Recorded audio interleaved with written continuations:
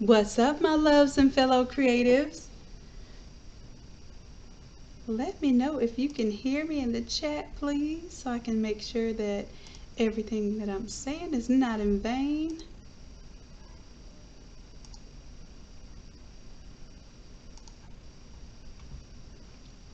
And I am picking our photo for today. I think we have, let me see.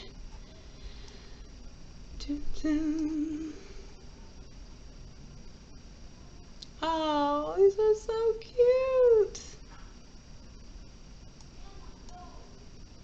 All right, y'all give me just a moment.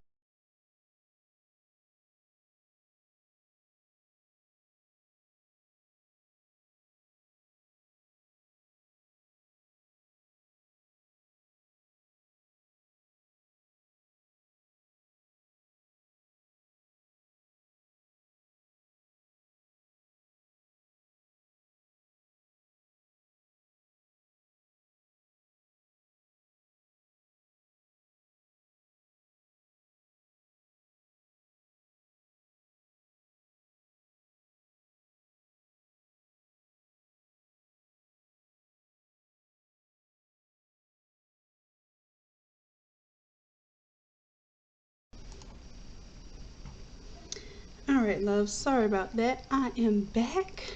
All right, so let's see. Oh, look at these adorable little ones. Antoinette, Erica. Oh, this one is so tiny and cute. Uh-oh, it won't let me go to it.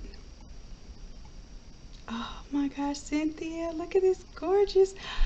Oh, this one is too cute. And Cynthia, she just is so gorgeous. Y'all are gonna make this really hard for me. See, I tried to put it last minute so that this would not be a hard decision because I thought maybe like 1 or 2 people might respond.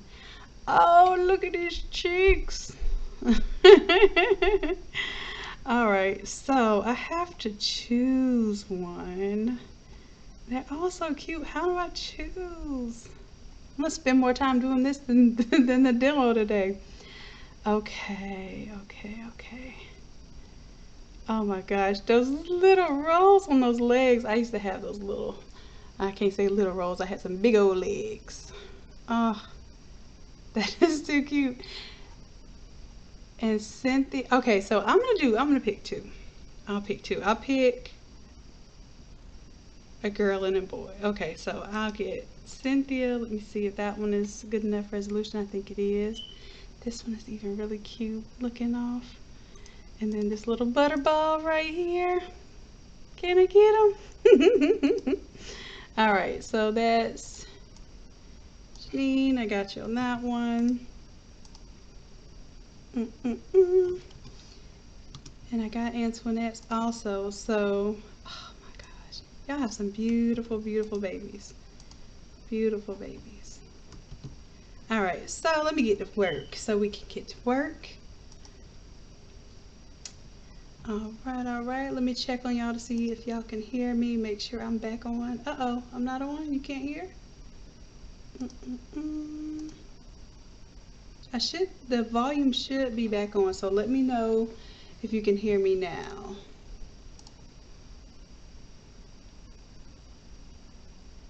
Oh, awesome. So Cheryl, I don't know the reason why you might not be able to hear, love, but hopefully you can watch the playback and get the volume if there's anything going on with the system. All right. Okay, let's get this going. Okay, cool. All right, I wanted to make sure y'all can hear me before I started going through the tutorial. And before we get started, I have my niece and protege extraordinaire, Emma, that just wants to say hey to you all. Go ahead, Emma. Hi. And my nephew, Levi, who's also learning the trade. Levi, would you like to say hi? Hi. All right. So we're going to go ahead and get started without further ado. This was a very tough project, and I'm going to tell you one of the toughest things that you can do in Photoshop. Love you. Love you. Well, I need you. All right, thank you, baby. One of the toughest things to do in Photoshop is to modify skin color. And the reason why is because it's not just a straight, gradient from light to dark. There are undertones, there are shifts when you're going from light to dark and from dark to light, and all of those beautiful things. So, this is a tutorial which allows you to customize your character with the skin tones, and then I also did some custom hair. So we're going to learn custom hair at another point in time. I did this for you all. I was going to do hair and skin in the same tutorial, and lordy it was a lot. So I'm going to go ahead and close out of this one. This is just an example, and then I'm going to show you it's embedded in this template, all the changes that we're going to work on today. So this is for class today or tonight, 8 p.m. Eastern Standard Time. We're going to start switching our classes to Wednesdays for our online classes because we're going to be doing more weekend workshops. So whether we do weekend workshops in Jacksonville or we come out and travel and do the workshops, I want to start reserving those weekends to do that sort of thing and give you all the opportunity to do some in-person activities. All right. all right, so let's go ahead, and I'm going to go ahead and zoom in a little bit so we can get started on the characters. We'll work on the rest of the design is really simple. I wanted to keep this one simple because the complicated part is understanding what happens with the skin color and the hair change. So I have 2 layers here. I'm going to go ahead and just close all my cabinets, my folders, so I don't bump my head on any of the cabinet doors. It's just open, and I'm going to try to focus on just one folder. We'll focus on the boy first, even though the girl I think is a new addition. I think people will be excited about. I want to show you all how this came about. Okay, so our standard character, and as a matter of fact, I'm just going to drag and drop and bring it out here and turn off the layer mask. Let's put this on normal so you can see this is our regular schmegular Boss Baby character, right? And I will work on another version that allows like different hair and everything, but it was a lot just to get these 2 hairstyles for male and female and be able to change the colors. So maybe we'll build on that when we do our hair series. It's a big deal to do hair. And especially we're talking about, and it's not just any old type of hair. All hair is difficult to do when you're placing it on or superimposing it, on an image. And you have to think of it kind of like, putting on a wig. If the most of the images that I saw looked like, it had the, the helmet style lace fronts type of situation going on for the hairline for the girls, and I'm not really excited about that. So we're going to work on some techniques to pull hair in where you're really trying to replace a hairstyle. So that'll be a whole nother deal, and it probably won't be with the Boss Baby characters. It'll be with something else, just so that you get the idea of how these techniques are useful not only in the character world or for the kids, but it's also useful for when you're building your composites and just changing up images in general. All right, so for this one, like I said, we have hair, and I'm going to show you, that's our original boy, and then I'll show you our original girl. And I'll pull that out. And you'll see that there are so many blend modes and opacities and different adjustment layers in this file. It is crazy, but I'm going to do my best so that it's not intimidating. And this is just the skin tone here. If I turn it off completely or delete that layer mask, that's what it looks like originally. So and these are not the highest resolution images, of course. I don't have the original great size images, but they're good enough to work with for this project. All right, so I'm going to go ahead, I'll leave the originals on there just so you can see them, but I'm going to end up deleting them. I think I pulled my image out for my girl rather than alt click and drag. Let me go back. Yep, that's what I did. Instead of alt clicking and dragging, I actually dragged that layer out, so I'm going to leave that alone. And here we go. Let's start with our handsome young man. All right, you'll see when you open up this document, there is a smart color for the suit and also for the eyes. Okay, so we can make the eyes whatever color we want. Let me go ahead and see our images here. And what I'm going to do is attempt to style the characters after the little ones that we bring in. That way we can understand you know, how we're going to get close to a certain skin tone, eye color, that sort of thing, as well as, you know, just acknowledge that representation matters, and it's cool to be able to take a character and make that kid feel like, hey, that character looks like me. So that is what we're going to do. Let me pull up the image here. Oh, I gotta pull up remove BG. I don't have to. I could honestly clean it up in Photoshop, but remove BG is just so quick. And it's usually flawless versus Photoshop. I do have to tweak things most of the time.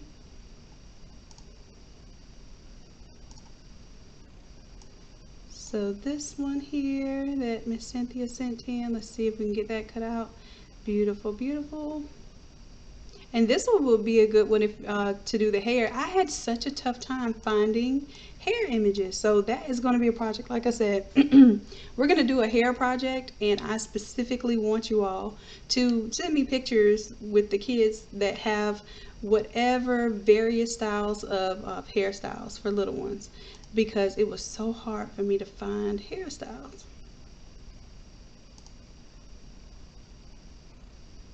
Alright, so let's go ahead and download the HD versions of these. Here's one.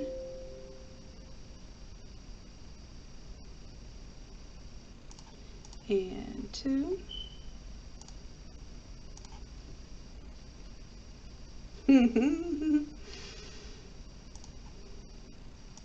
This is just giving me all kind of giggles. Alright. So what I'm going to do is I'm going to go ahead and drag and drop the images on the main artboard. We will incorporate the photos as well, but this is to give me my inspiration that I need. Alright, so I'm going to literally pick them from my folder, drag and drop them onto my artboard. There's one. I'm going to zoom out a little bit so I can make it a little smaller. And there's two. And Jeannie and Cynthia, if you all happen to be here, then definitely let me know what title you want down here. We can do name, we can do a title like Girl Boss, that sort of thing. So let me know what you want to put for the text. And I'm going to start with, let me put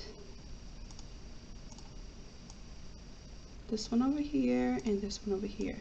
Now their suits kind of change together. It looks like they're different, but it's because I have a gradient on right now. So we're going to do the suit color change last, and let's go ahead and do the skin tone here. And then I'll show you too real quick if you will need it to change the eyes. It's as simple as double clicking that smart color, changing it. Let's say you had blue. That's really bright blue. It's a little purpley. There we go.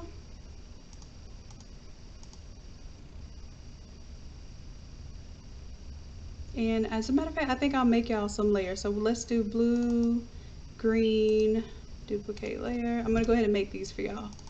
We'll do a green.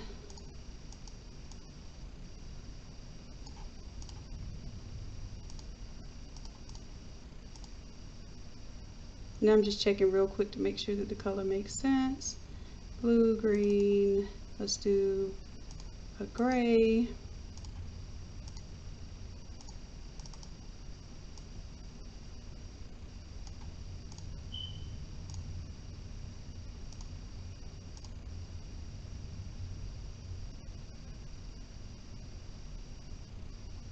Alright, and with this one, oh, the gray, the reason why the gray isn't changing is because it is on, what is the blend mode for the eyes? We have overlay on, and hue. So it's just barely changing the existing green. So let me add a new layer here.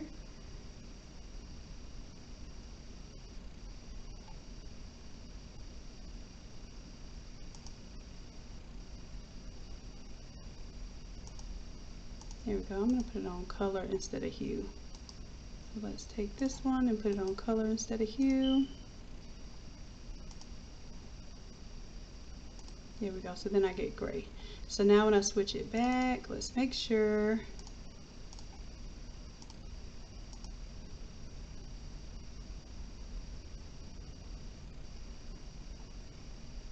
I get my brown back.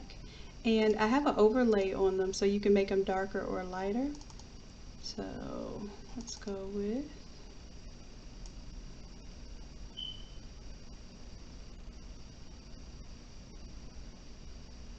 a lighter brown, and then I'll also do a darker brown.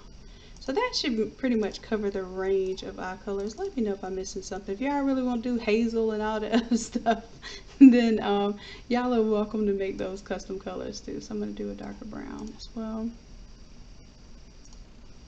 Make sure that one works.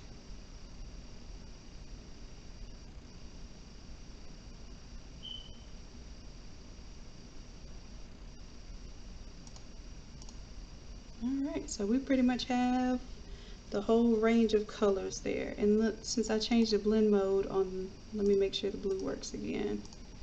I changed that blend mode after I did the gray.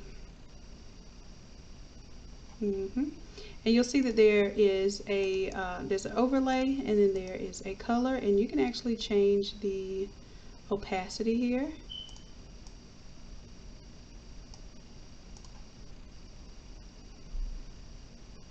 And make it a little less intense.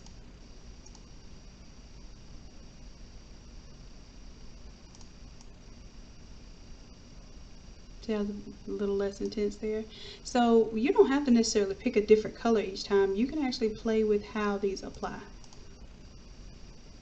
The same thing with this one. I'm going to pull down this opacity a little bit.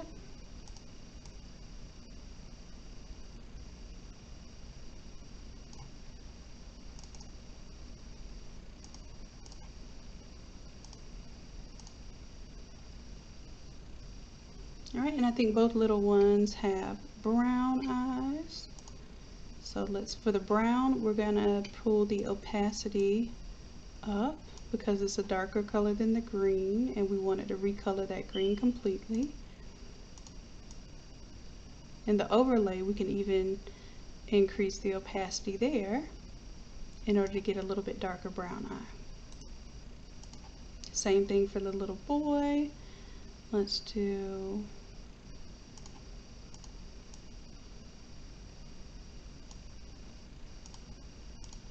a little more opacity to get that brown. There we go. And the eye color for both of them are going to change at the same time. If you want to do a separate eye color, that like one has one eye color, one has the other eye color, then what you would have to do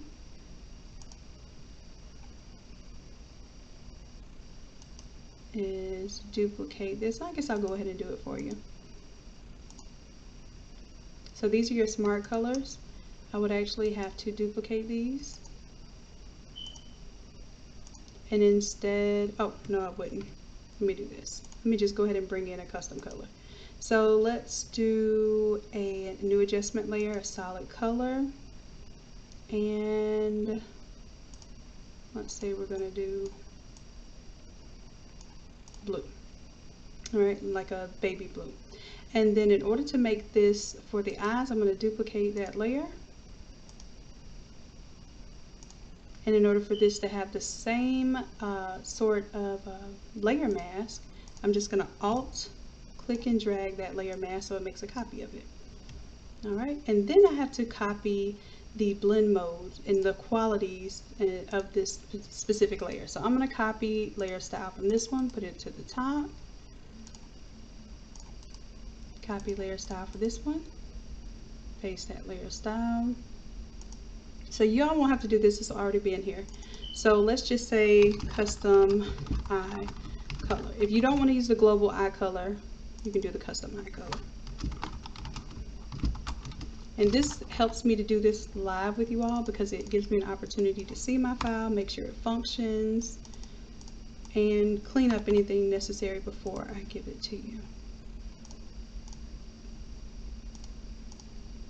Okay, so now you have the blue. I'm going to do the same thing with the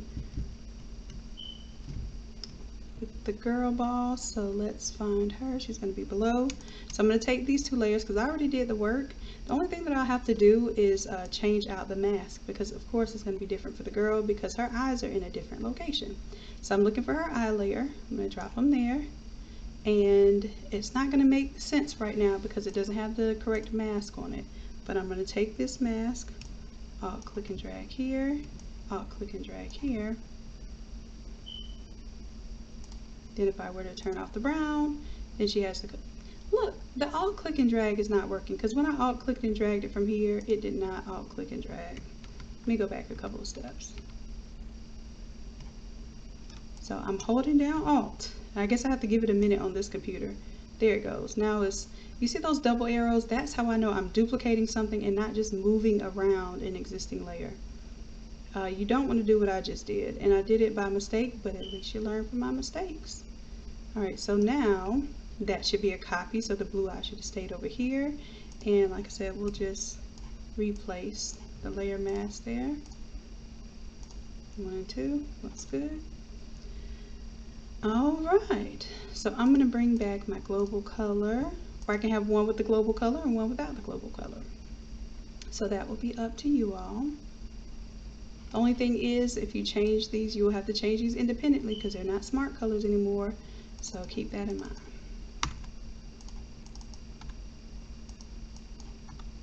Alright, so we'll go with the global color just to make it simple.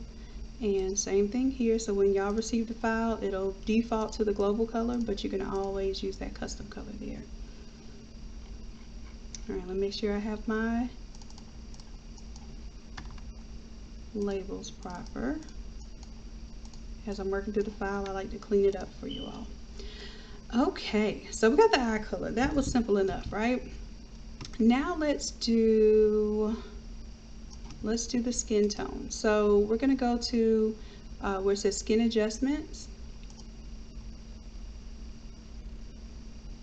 And we have a few different skin adjustments. So I have one that's for, and these are just variations of ways that I played with the same layers. And I'm going to show you. I'm going to go ahead and open these up for you so you can really see. Each time I'm adjusting the skin tone, I'm adjusting what this is a black and white adjustment layer. So it's adjusting the black and whites. And what you do is you play with the reds and the yellows. This one, you can get the pink or yellow undertones if you work with the hue saturation. That's an adjustment layer. Y'all hear me talk all the time about these adjustment layers. This is where they really come into play. So this is more of an advanced concept. However, I break it down and make it easy for you because you're going to get a chance to play with these advanced techniques without being overwhelmed with doing them from scratch. Okay. This, I can tell you from my experience that this can be overwhelming doing this from scratch. All right, the shadows and highlights. What this is called curves. It's a curves adjustment layer. I just named it shadows, mid-tone, and highlight, so you wouldn't be thinking in your head, what is a curve? What does it do? Okay, so we're going to learn to adjust these for our own skin tone. Now, I'm going to show you the ones that I have prepared. But we are going to play with a custom one, okay? We're going to make a custom one in class. And what I want you to do, I want you to choose the one that is closest to what you're actually wanting to achieve. So this one is the fair to light.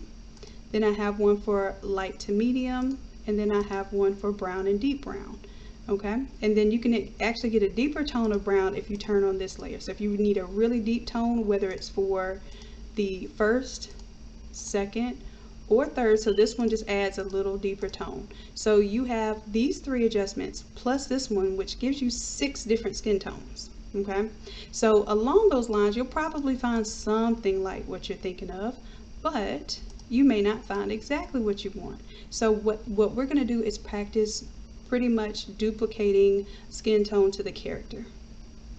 All right, so let's go ahead. I'm gonna go with the fair to light here, and or I could also go light to medium. It really matters the undertones. So let's see, let's go with the fair, and then we'll play with it from there, because it looks like we'll probably, we have a little more pink undertones. So let's duplicate this group, and then we're just going to play with it. Now you'll notice that when you duplicate it, sometimes it will automatically start having different effects. So I'm going to turn on everything in this layer, even though these two don't necessarily affect this graphic so much. All right, so here we're playing with the shadows, midtones, and highlights. Those are really curves, okay? So the curves are going to help me define where I want my shadows, my highlights, and my midtones. And then the other thing that I'm working with, and if you see here, you can see the shadows kind of changing there. This is purely me just playing with this little curve over here. Okay, like I said, we also have the undertones that we can change and the levels for the black and white.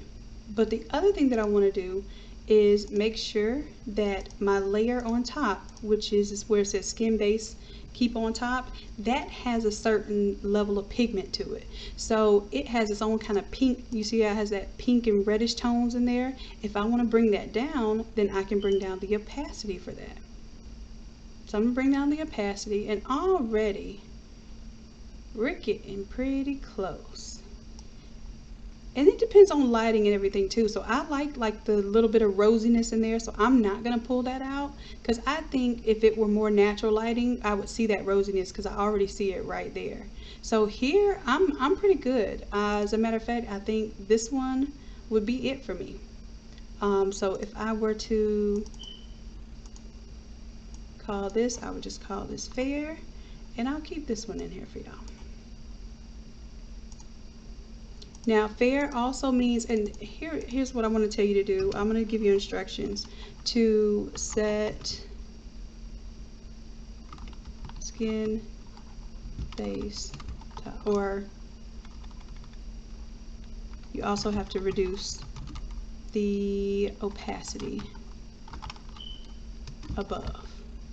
Okay, so for the skin base top, because this is multiplied on top, you do have to adjust this to lighter in order to get a lighter skin tone, because if I take this off completely, this is what adjusts it to either a light mid-tone, dark mid-tone, or medium mid-tone. So your mid-tone is the main color, right?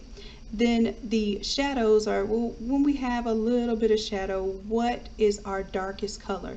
And then our highlights are, of course, where that light pops off. So where do we have highlights? We have highlights right pretty much usually right on our foreheads and our little T-zone right here on the bridge of our nose. That's typically where we have highlights. If you think of ladies, when we put on makeup and we're trying to highlight and contour, the same thing applies. That's all dealing with your midtones, which would be your basic foundation, your shadows, which would be where you contour and want it deeper or darker, and then your highlights, where you want things to pop and look like it's coming towards you or forward. So the same concept applies here. All right, so as you can see, if you just play with these different levels, you can achieve pretty much any skin tone that you really want. All right, so matter of fact, let me see this one. I think all we needed to do for this one is just change the opacity. So I don't want to give y'all too many layers. So keep this one on as is and just turn off or adjust this top one. So I'm not going to put that as the instructions, because we're going to do that in class. Okay, so like I said, I want to bring a little rosiness back. There we go.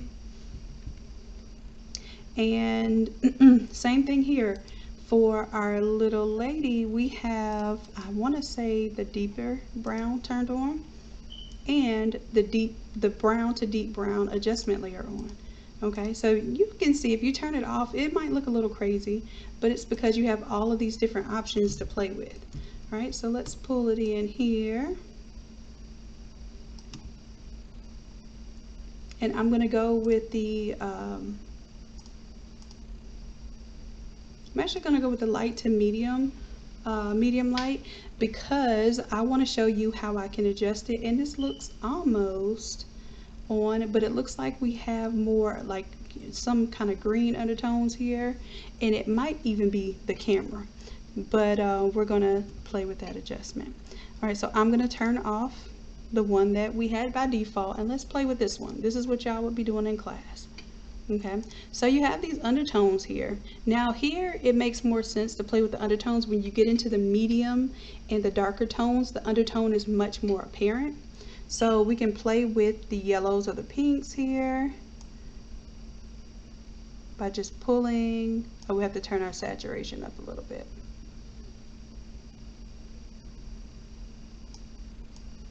And we can actually play with the undertones.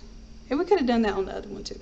So let's say if there were more green undertones, I can actually move this until I get the color that I want, and I'll crank it up just so you can see what color is the undertone. Most times we don't realize that there are some real undertones in photos. And then once I get the color that I sort of want, and I'm just only messing with the master, I'm not messing with a specific color. Once I get kind of that green and red in there, I would actually pull down the saturation so that is not so apparent, and it takes that little, you see how red it is? It takes that red down a little bit. And then overall you can actually bring down the opacity if you don't want it to affect the image that much. So that's none at all, that's full opacity.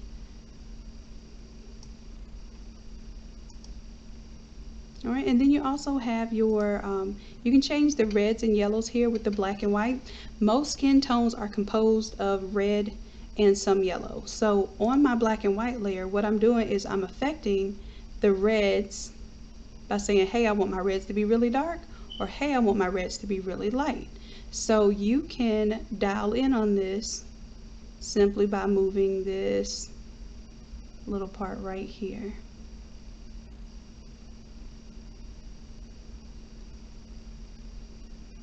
All right, and same thing with the yellows. If you crank them all the way one way and all the way the other way, you can kind of see that the skin tone is a blend of red and yellow, and we want it to look nice and smooth.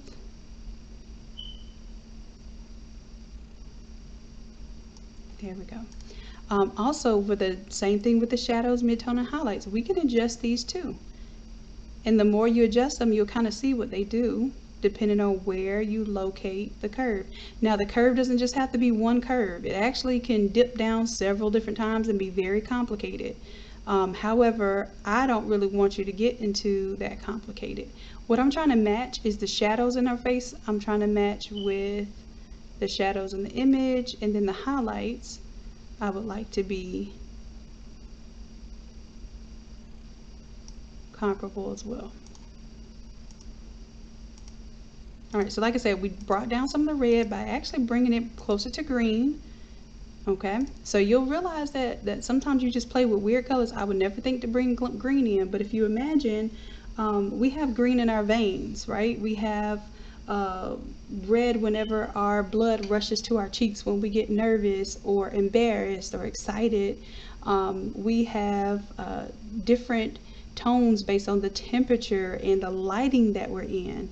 So really and truly, this could be helpful in just learning how to play with your photos in general, not necessarily just creating a custom character. All right, and let me see here.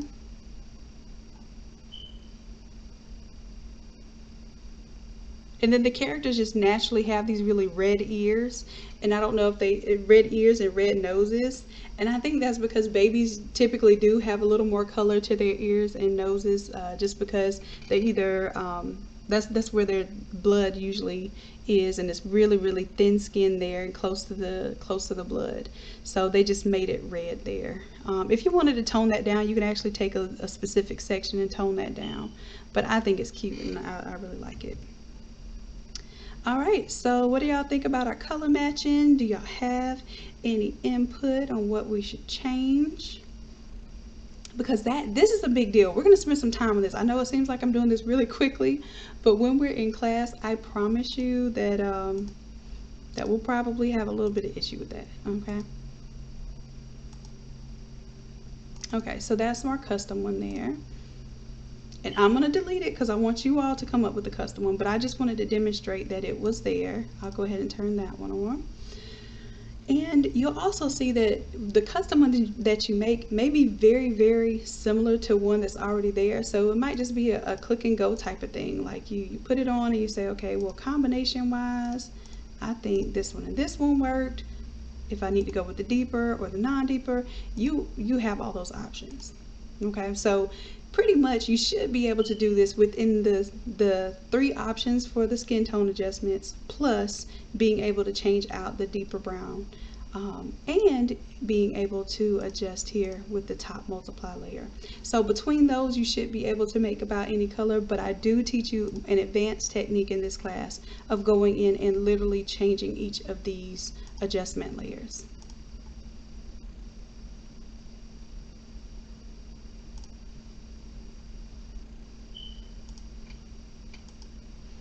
Alright, so I am on to, I think, oh, like I said, I'm going to show y'all the hair because it took me some time to do this hair. So I'm going to show off this hair. I'm going to turn it off, then I'll turn it on, but you'll see that I had to actually take off some of the little girl's hair because in order to get that same, in order to get the style, I had to get rid of her pigtails. But when we do the hair session, you'll understand how to do this yourself. So you have 2 options. If you actually, it says enable a layer mask for the curly hair. If you disable this, then you can take off the curly hair and she has her original hair there. All right. Now what I did not do is I did not deal with the color of the hair. That's a whole nother concept. And honestly, we'll probably do that when we do the hair segment. Changing the color of hair, the highlight, mid-tones, and the shadows of hair is just as hard as changing skin tone. So we'll work on that concept later. Also in the hair, I have some like additional, like more exaggerated lashes there. And you can turn those off or on, but it just gives that little extra pop to it. So that is definitely your prerogative. So I'm going to turn curly hair off so you can see the difference, that on and off. And then if I want to bring the curly hair back on, I have to enable this layer mask so that you don't see both layers of hair. All right, so that's just showing you the brown there, the black hair. And then I was going to do different colors for the hair too, but this ended up being way too intense, hence why I'm just now finishing this class.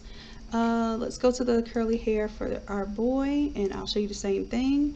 Now, I do want to show you that you can take the curly hair, and I'm actually going to drag and drop this layer mask, and it becomes like a low fade. And then for this one, it would actually be good, and I don't know if I'm going to do this right now. Am I going to do this right now? Because I said I wasn't going to do this right now. But I might do this right now. Let's see. And I'm not on my tablet computer where I can do my pen tool a little bit better, but I'm going to, oh, is the pen tool, oh, that's not my pen tool, silly Billy. I'm going to use my pen tool to kind of map out the hair here. Not much on these little sides, but you know that's how it goes. And I'm just clicking and dragging with my mouse. I prefer to do this, I've only recently preferred to do this and even found out that I like it this way with the stylus. For my little Surface Pro, I also have like a Huion tablet that has a stylus that's meant for doing this type of graphic work. And it is so much easier. I see why it's hard to do the pen tool with a mouse. And that's only because I've been struggling with this pen tool for years, and I never thought I wanted to get a tablet that, you know, not just a tablet like, you know, a tablet as an alternative to a phone, but a tablet that allows you, it's called a graphic tablet. It allows you to use a touch device and a pen or a stylus, in order to edit on your main screen. Alright, so that's his hair. We're going to take that shape. Let's feather it a little bit because I don't want it to be so hard. And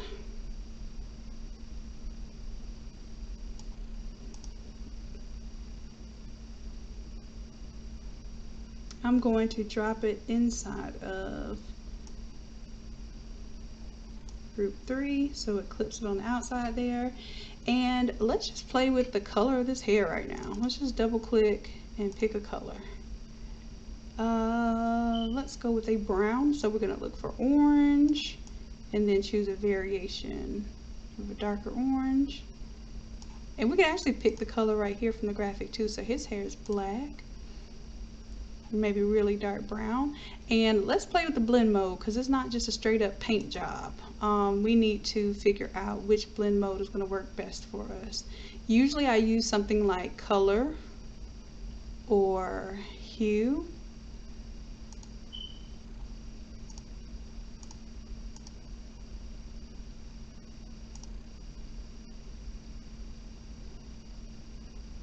And I think in order for this to work for our hair, we need to do some adjustments to the layer underneath. And this is why I said I did want to do this for class, but it may be necessary because some of you may want to go with the traditional hair, and in that case, we'll need to do this. So let me go normal for right now.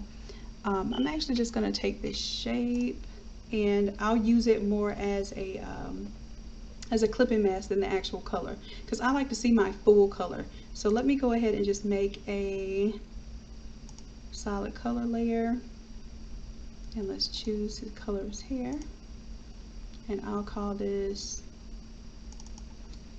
boy hair color. So you all will not have to do this. I did not expect to do this, but I feel like doing it right now. Alright, so that's the boy's hair color. We're going to control click this, and then I'm going to drag it up here and use that. Oops, I lied.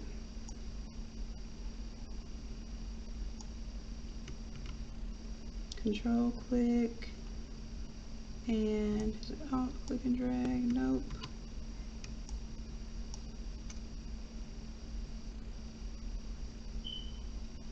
Trying to figure out how I use that as a clipping mask without destroying my editable color. It's not alt, it's shift. Once I do control click,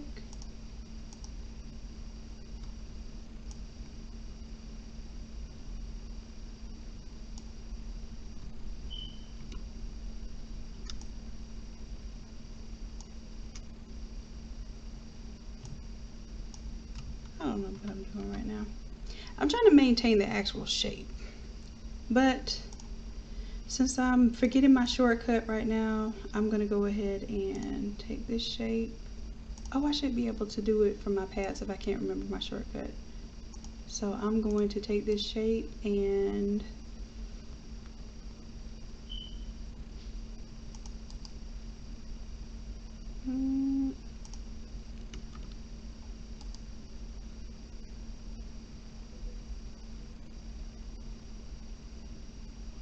we are going to clip this down.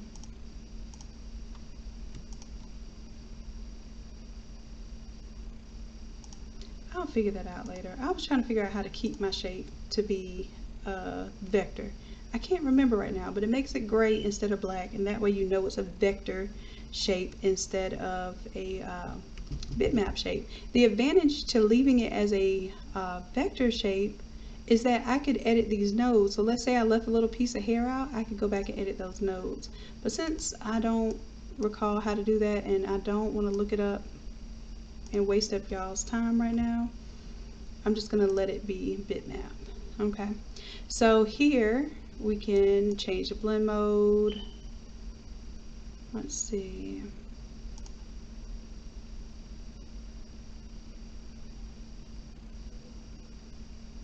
And I'm going to see if my blend mode changes when I bring it out here. I think I want to do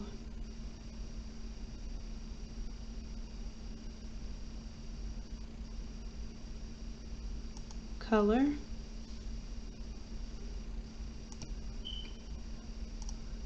But then I'm going to have to adjust the layers underneath it. So let me do that. Let's do, then you'll see how I did this. So we'll do the black and white. So I'm going to go to my adjustment layers, go to black and white.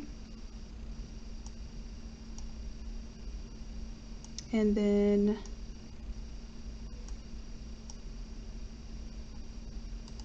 let's create a clipping mask. Then I'm going to have to take the same layer mask and make sure that it only goes for the hair. And I'm holding down Alt, but it's not, there it goes. Okay, so that only goes for the hair. So hair colors up top, then I have my black and white. So I'm going to go to my black and white, and that hair color was yellow. So see how I can change the darkness or the lightness of my yellows? And basically, in order to get that hair to look a little darker, I have to play with the levels of my black and white. And then same thing, I'll add the curves. So let's go to an adjustment layer, add the curves.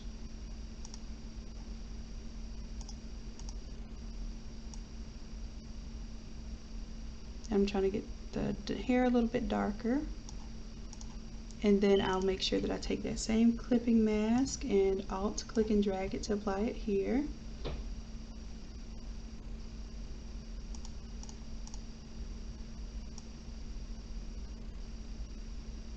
And I want to see a little more detail in the hair. It's hard to get detail when you have black as the color. So, and as a matter of fact, I'm just bringing all these other colors down just to make sure that they aren't affecting it. Yeah, it's just pretty much yellow and red that I'm dealing with. So I want to see some of the striations of the hair, but I still want it to look like it's black hair. So you end up with that little issue too. But technically, and if you do pitch black hair, sometimes you won't see the same detail that you see if you do a little bit lighter. So that's a little bit more brown. You could go with trying to think, if we want to do red hair, it's not exactly red, it's more like a dull brown, orange. But you can imagine that you can play with this. And if you're doing different colors, of course, you may have to play with those curves and the black and white levels a little bit different, depending on how light the hair is. See how with lighter hair, you want to actually bring your reds and your yellows a little closer to white. But I'm trying to choose a good like universal area that no matter what color hair you choose, you don't have to play with that too much. So let's do, I think that works out. And then we'll choose actual hair color there, a little bit darker. And we'll have to play with those levels just a little bit to get that darker color to come through. There we go. So now he has black hair, and now I guess I have to do the same thing for the girl. I promise I was not gonna put y'all through this. All right, so this would be, I'm gonna rename these layers. So this is the hair.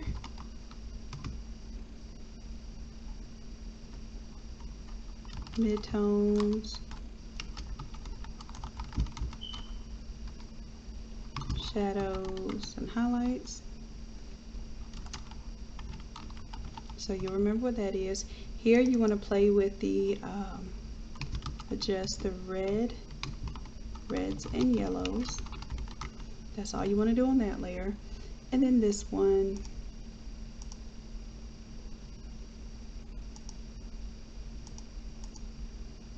just pick the hair color there. All right, and this is only going to make a difference if you're choosing a color other than black.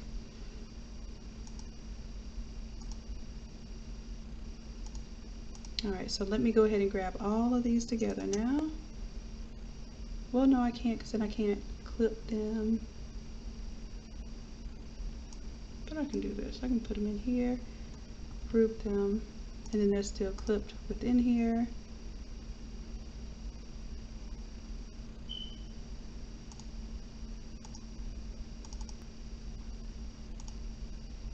And I can still change the hair color. All right, so there's your hair color.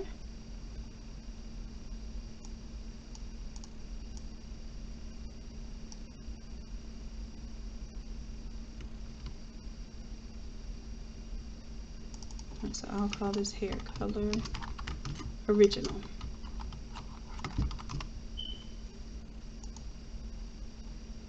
Then I would have to go change the color of the curly hair. Alright, so let's see. Let's take these same layers. I'll click and drag it above here. It's not going to be the same for the others.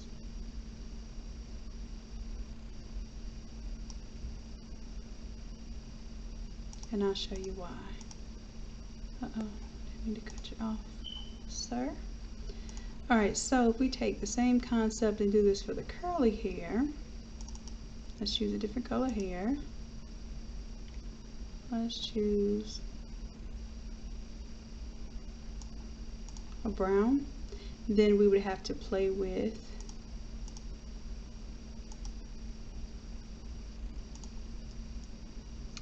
matter of fact, let's go ahead and just create a clipping mask, make all of these come down here.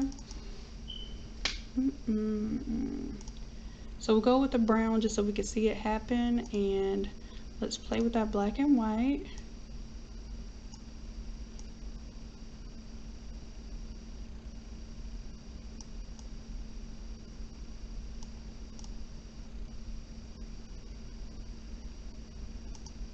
Oh, and this one's already got a black and white adjustment on there, so let me go back. There we go. And let's turn off the hair color original.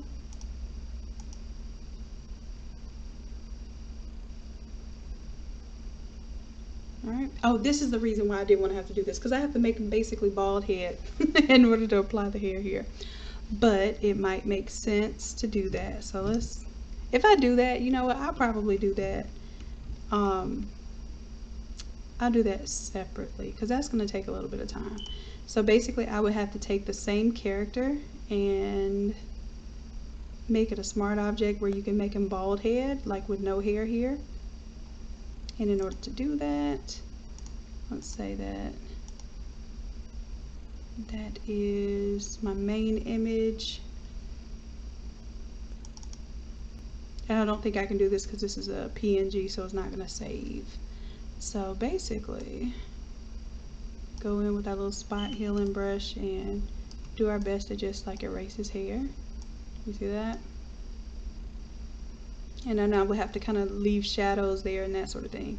So that's why I didn't do that. Let me not save any changes here.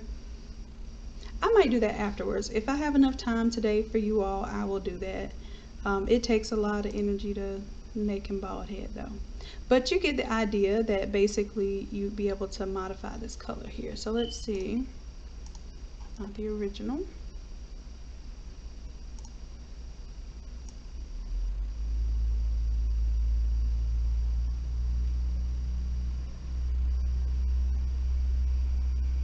And see, I'm able to kind of change the color of the hair there. It's showing up where the blonde is, so it might actually be simpler just to paint blonde underneath this existing hair.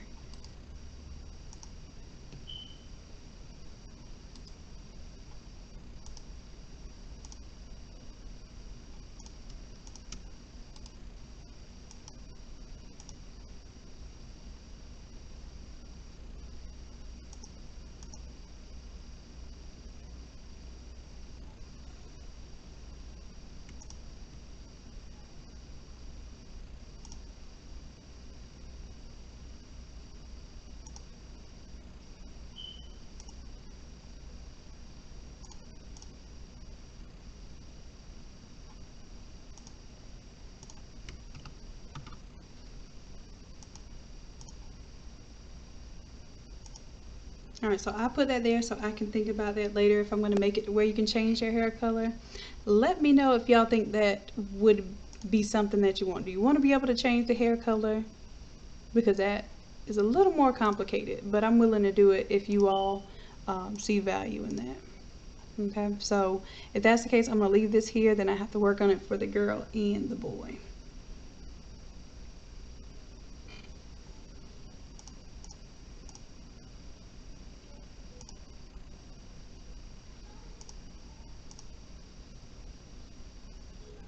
Alright, so right now I'm going to go ahead and change it back to black so we can go on with changing the outfit color. So if I do the hair color change, I have to do it to the girl's regular hair and then to the curly hair that I added as well. And just so you can see where I got this from,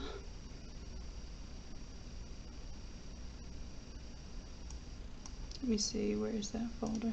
Okay. So this is where I got the curly hair from. I took a photo and did my best to cut out the hair, which is a kind of heavy process, and then that's what I used to superimpose on the hair. So basically I had to try to keep some of the edges here and even draw in. I took my pen tool or my brush and used it as a pen to kind of create some strokes of like the baby hair and that sort of thing, so that it just doesn't look like it's pasted on with a clean straight edge. I can't stand that. Same thing here with the boy's hairstyle. Took a photo of a cute little one and went ahead and took out the part where the hair was, and that's what I used to manipulate the hair. Now it wasn't just as simple as just dragging and dropping it. I did have to manipulate it as far as with the puppet transform tool for both of them, but that's how you make it look like it stretches to the head, just as you would do with a wig. You have to, you know, fit the wig to your hairline and everything, right? So same thing here. So that's why I said we'll do a whole class just on hair, because that is a whole nother monster. All right, so let's see here. What was I going to do? Oh, I was going to show you how to change the colors of their suits. So right now, the global color or the smart color that I have for the suit is pretty much fading from the blue to the pink, and I figured that could be kind of cool for like a, you know, gender reveal concept. So I did the blue to pink, and now I'm just going to do a solid color. So I'm going to duplicate that pink, turn those off, and then let's make it a totally different color. So I'm going to go with, I like that purple that I did earlier.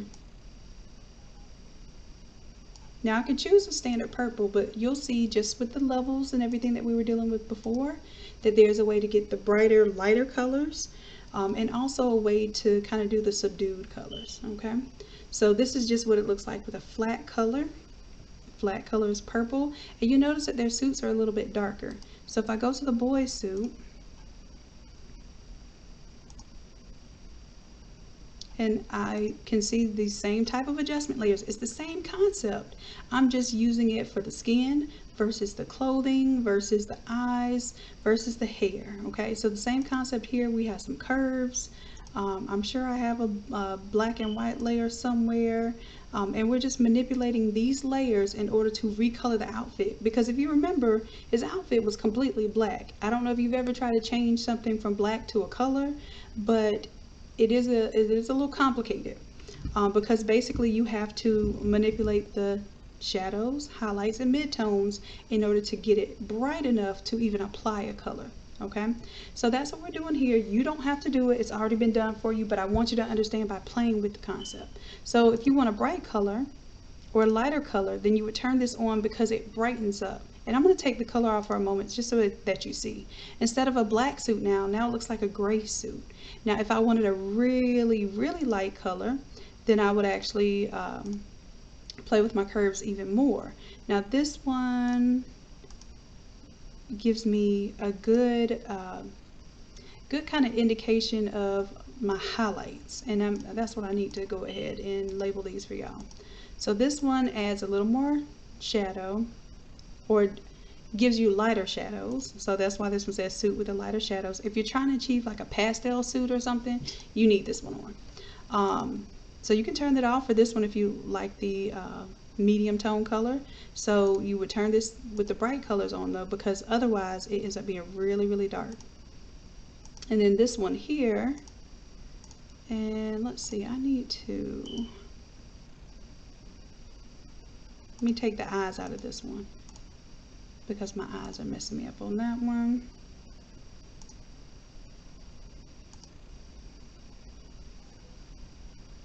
I might even just pull this into, so I need the eyes out for this one, but these curves can go inside that layer.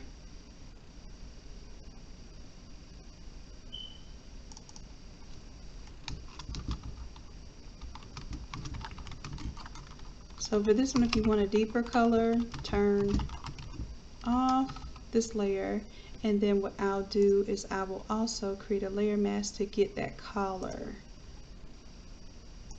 See the collar and the sleeves on that one?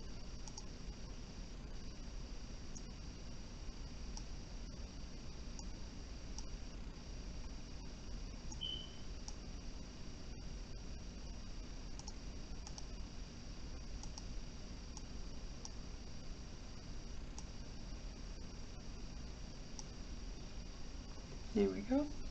So for this deep color, we'll turn that off. All right, so now we should have 3 different variations of the same color. 1,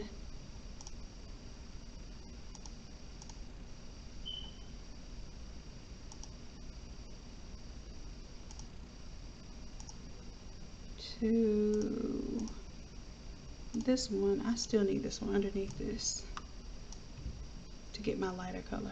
Yep.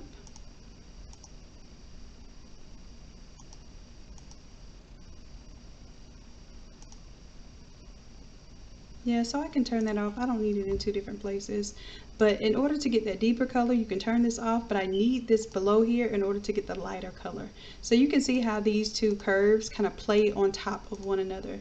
They're necessary in order to get that contrast between the light and the dark, where there previously was no contrast. It was all dark, it was all black. So, I'll leave that on for you.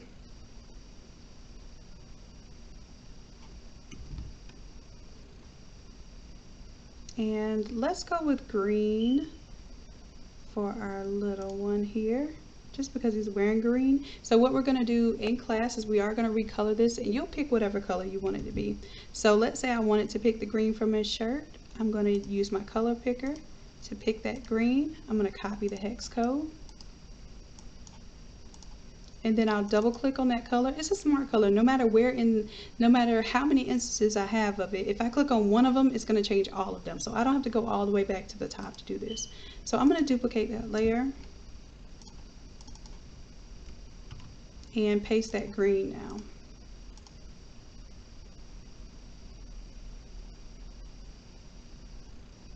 Right, so I'm focusing on my boy character, and then this is what I was telling you, if you want a lighter version of a color, then you play with how these perform. So I do want it to stand out from the background, so I think I'm going to let the mid-tone one stay on, but I don't want it to be super light.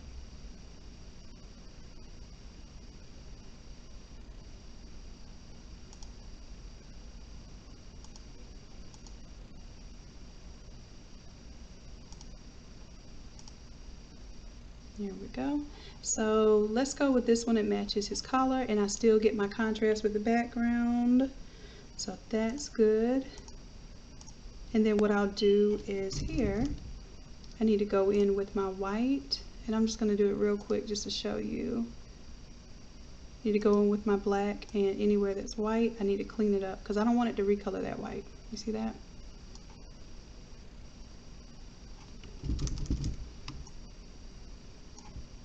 So let's get in there and clean that up real quick, so I don't have to keep claiming I'm going to do this later. Boop, do it now. My daddy used to make me make a sticky note and stick it to my computer that said do it now.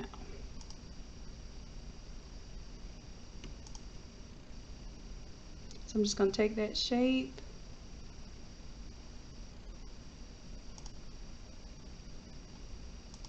and paint inside of it.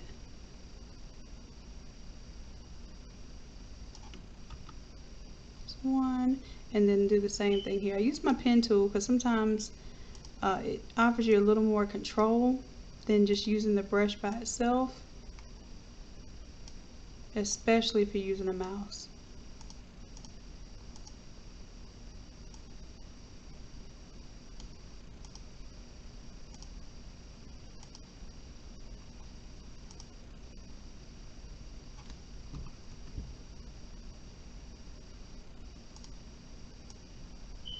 And I'm going to make my brush a little bit bigger so I can make this quicker. Alright, so I clean up the green out of there. I'll do the same thing down here where the cuff is. So you all see that this image, I actually had to make this image blurry. Let me deselect. Control D to deselect. I had to make this image blurry just so it would not be so pixelated. And you know, searching the internet for high quality images can be a little bit of an issue because these said they were high quality, but then when I got to changing things like the colors, you need super high quality to change colors.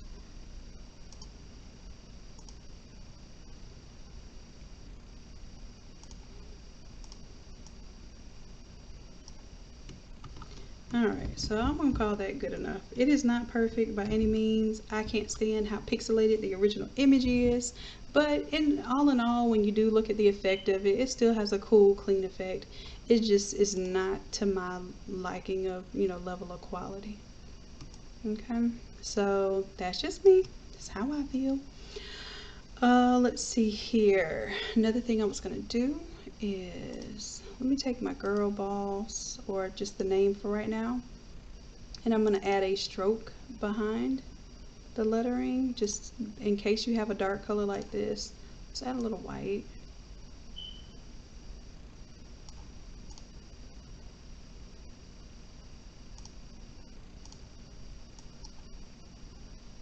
I'll do a black first, then white.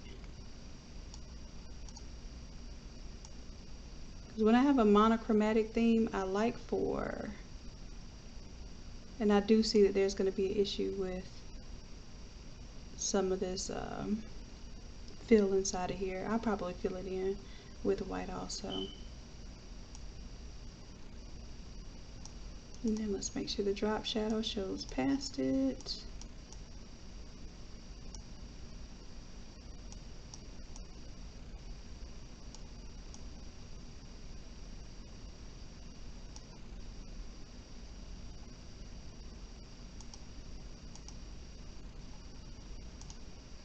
Alright.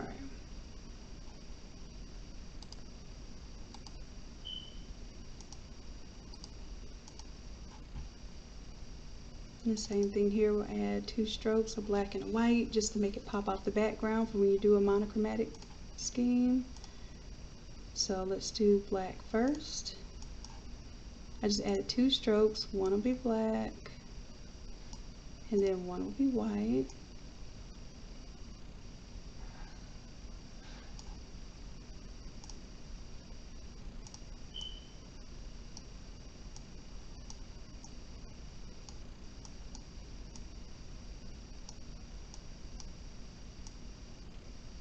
And for this one, I wanted the shadow to be a little bit harsher. I don't want it to fade so much.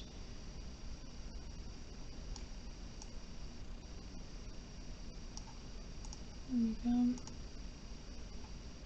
Y'all know me, I'll probably end up playing with that some more.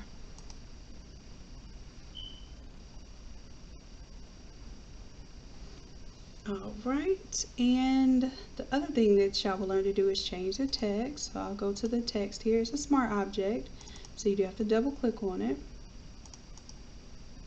You do name, you can do a title. So we'll do girl boss for the little one, and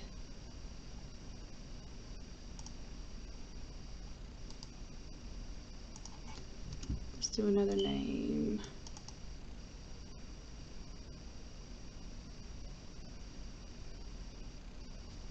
I'm not gonna put Boss Baby. What can I put?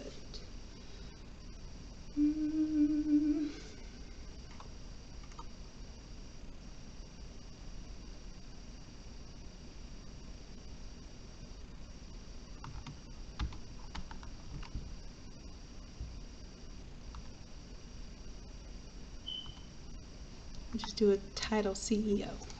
How about that?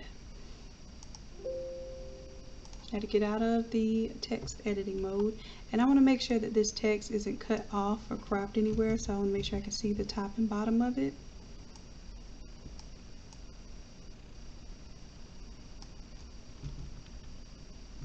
There we go. Alright, so now that it's a smart object, when I come back I have to say yes, I want to save it. And then there we have our CEO.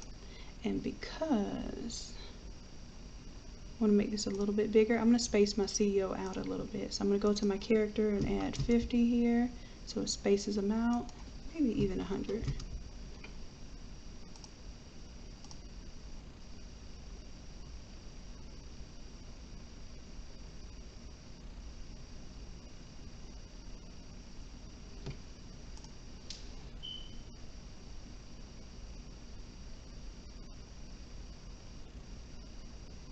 Alright, so just so you know that the smart color will recolor the number, whatever text you put on here, and also the background. So like I said, I try to simplify this because we're going to be spending a lot of time on the character change outs, okay? Alright, so now let's go ahead, let's turn off our little girl for right now. So we can just go to the girl folder and turn it off. And we'll also turn off our source image there. So we'll put our little, I can't help but call him Butterball. That's what I was called when I when I was a little roly-poly like that. Oh my gosh. Alright, so here's the other thing. You don't have to have the number in here. You can put anything that you want. You can put something in the background, fade it off, or whatever, whatever you want to do. Whatever floats your boat or finds your lost remote, as Outcast says. We're going to go ahead and drag this one, though, underneath the character and above the number, okay? So then that way we can kind of layer them together. You might take your number now and you might put it here, but then you might say, whoa, wait a minute, Shannon, what happened to my color? Well, the smart color is a layer, just like anything else. It's like a graphic layer. So you'll just move it to wherever your number goes. All right. And if I want to be smart, let me do this. Let me take these two, align them, and then I will link them. The only thing is, if you need to unlink them, so sometimes you'll put something more there and you need to unlink them, then you will unlink it in order to change the smart color independent of the number. Okay, so as long as they're linked, I can move them together.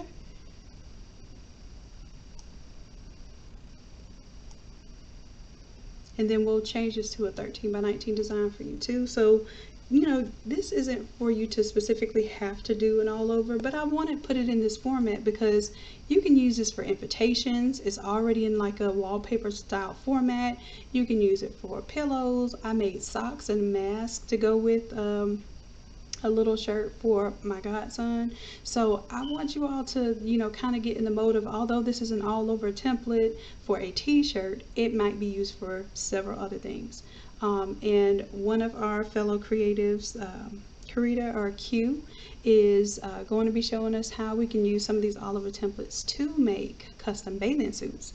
So and that's what cut and sew. So she's always thinking outside the box. I encourage you all to think outside the box of how these templates can be used, because I have fun creating them, but I want you to be creative with how you use them and know that it's not just for t-shirts.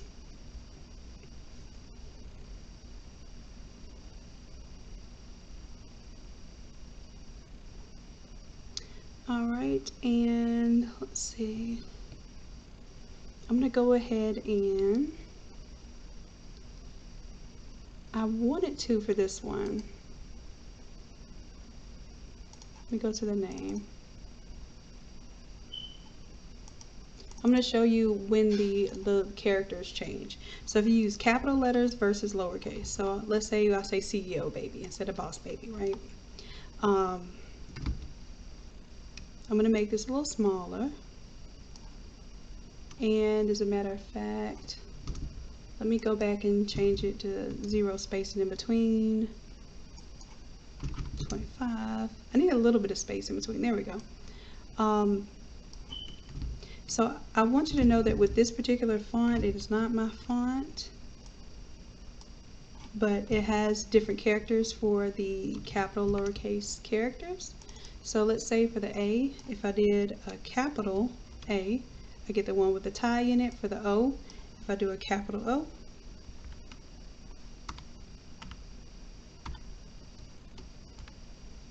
then I get the one with the silhouette of the baby head. So let's go with that one, just so you all can see the versatility of that font.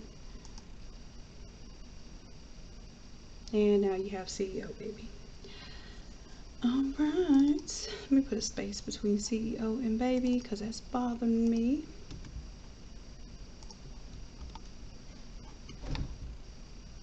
Bring this in just a little bit.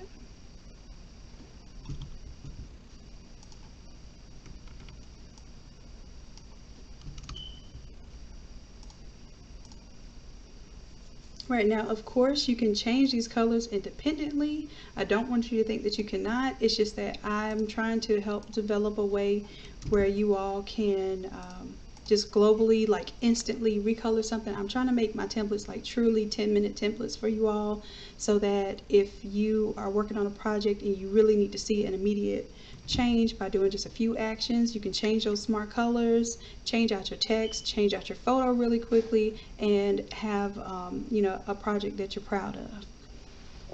All right, so all of those colors automatically change. I don't really have anything to do. I'm going to turn that off, and then I should have went to save a copy. So I'm going to save this as the green and just save it as a JPEG.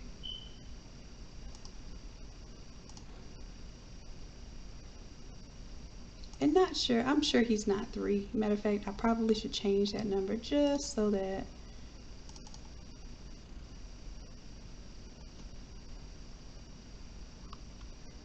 it's not confusing. But yeah, so you have the opportunity to change the numbers out too. So let me save that as a 1 instead, so it makes more sense.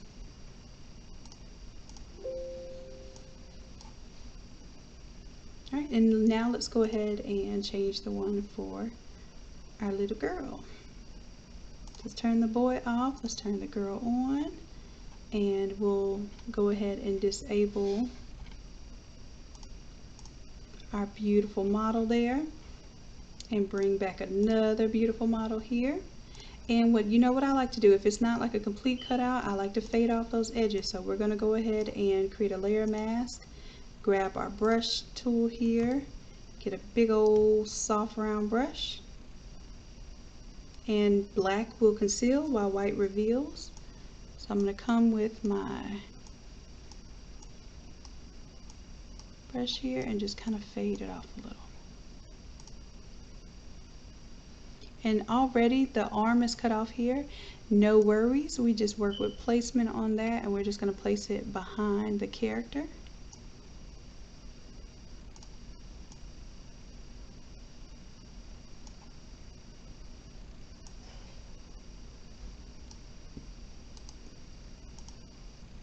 And let's say this one is a 3 instead of a 1. It's easy to change that number out.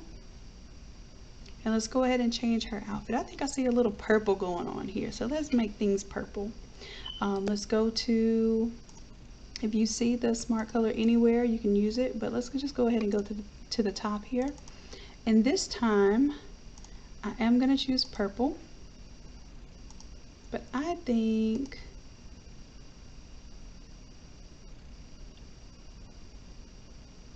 let's just stick with the purple, because I want to show the half and half, and then solid colors. So let's go with the solid color for the suit here. And I just arbitrarily chose that purple. If I wanted to choose the purple, let's say for instance, from her hair tie here, that's a different purple, right? I can go to my color picker, which is what y'all are gonna do in class. If you have an image that you wanna match, you'll pick that color up, copy the hex code, and then that way when you double click on the smart object, you'll paste that hex code and that should be the exact color, like a periwinkle.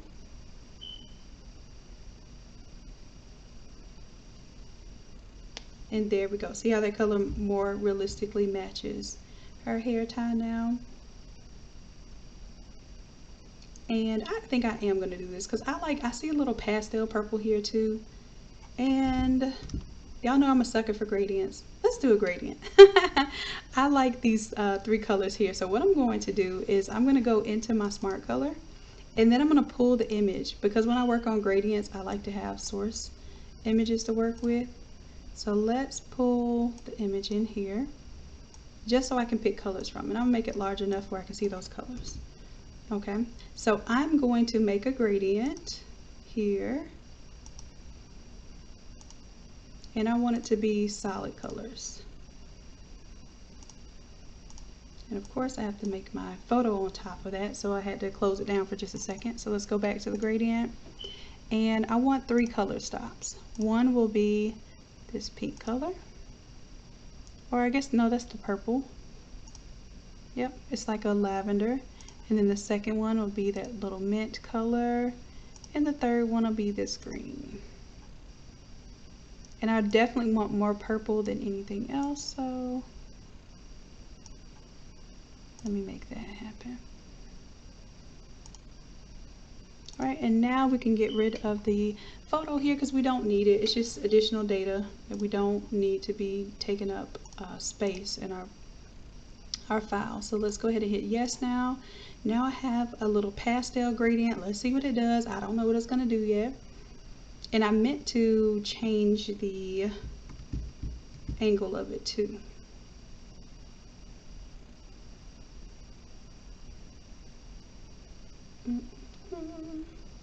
I'm trying to think. I wanted, well, it's purple down here. We can go purple to the green. That's cool. And then let's see what's going on down here.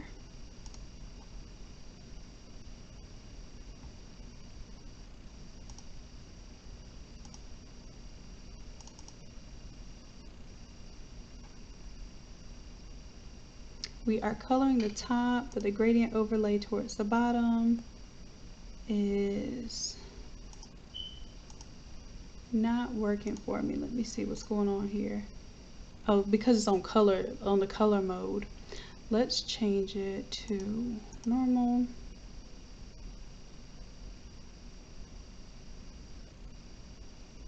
And that works out perfect.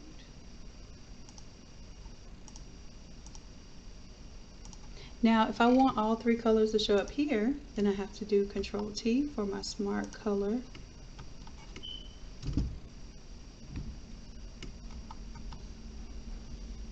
And I have to compress that smart color in order to get all variations of that color there.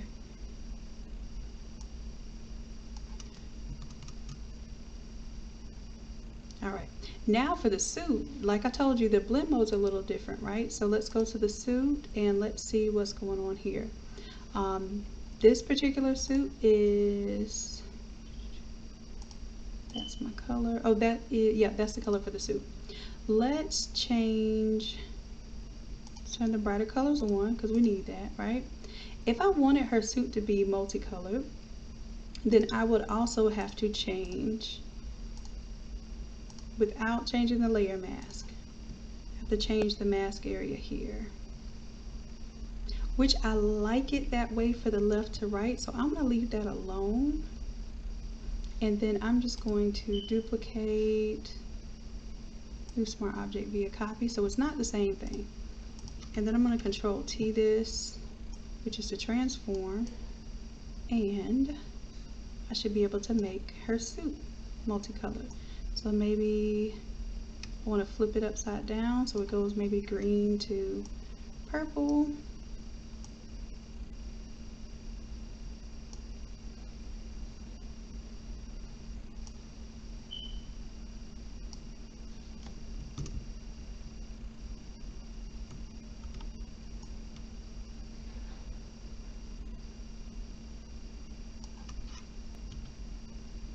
Okay, so I have it going purple top, green to the bottom, and that's just going to be a secondary color option for you.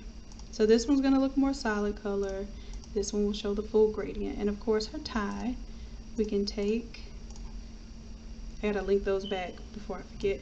I can take this same thing here, put it in for the tie, turn off the standard color there, delete that layer mask.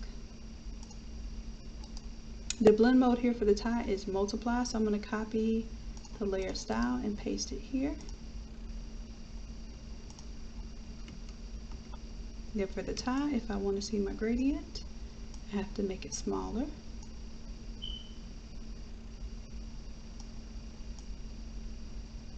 Y'all know I mess with some gradients. I don't know if y'all mess with gradients, but I do a lot with gradients. So it just adds a little visual interest when things just look flat. So there we go. Let's save this project. As I do believe I'm good with the demonstration. If I have time, then I will change the hair color and show you how to change the hair color tonight in class. If I don't, then I think this is good as is, because the whole objective was really to be able to change the outfit colors and the skin tones. And we will work on hair another day. So if I can get to it, I will. If not, then I don't want to make any promises, and I don't want to lie to y'all, okay? Alright, so I like this one. And again, let's say we want to put the 3 in a different placement. I can kind of put it over here where it kind of shows up more on the sleeve.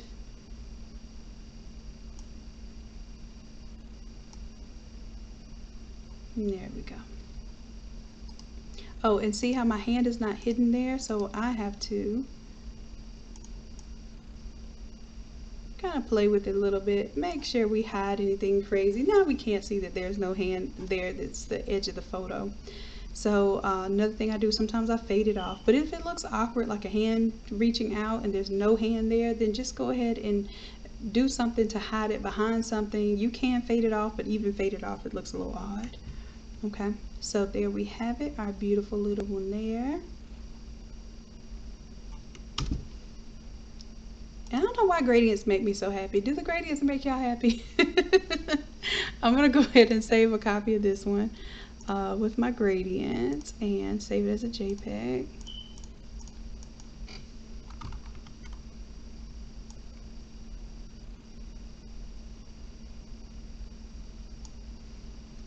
And I'm trying to think, what else could we use this for? Because I know I show y'all mock-ups for the t-shirts.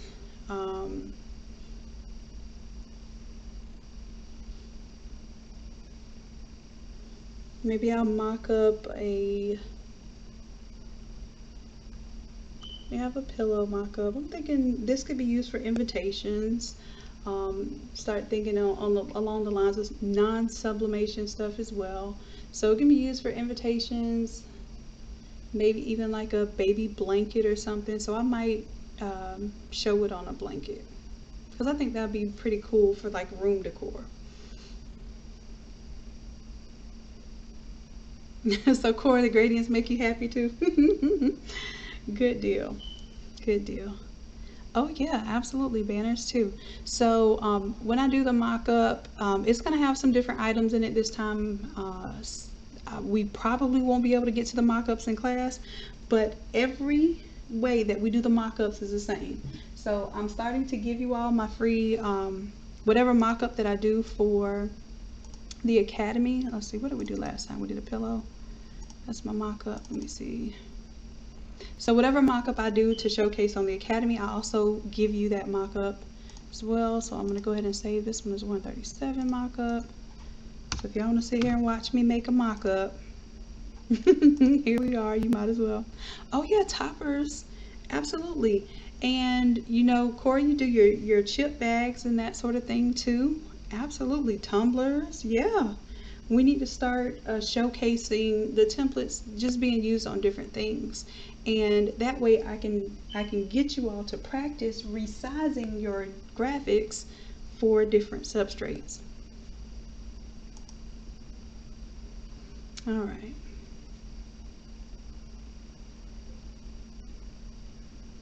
Right, and then the mock-up, me even just giving you the mock-up file is a bonus. So if we don't get a chance to get to it in the class, then I have so many videos, including this one right now is going to show you how to mock it up. And it won't even be as hard as I'm doing it because it will be very easy just to change out your images. All right, so let's say we're of course going to do a t-shirt. Let me see if I can find a baby blanket real quick.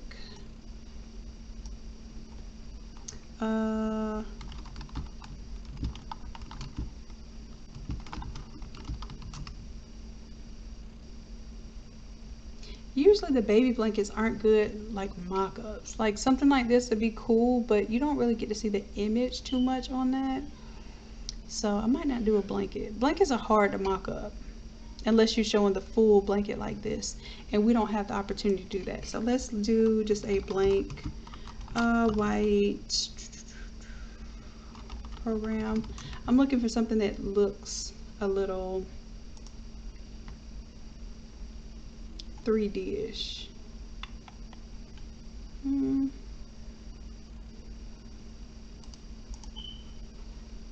Oh, you know what? I have. Oh, let's see if my free pick has something. So let's do a card mock-up. Even though most of these are usually done just flat, you might as well find something to do with it. So that is like an invitation mock-up. And if it's Photoshop, I should be able to take out that plant. And something like that is just really, really simple. That's really simple. It's just basically a square with a drop shadow, which I could just do a square with a drop shadow. I don't know why I'm trying to be like extra.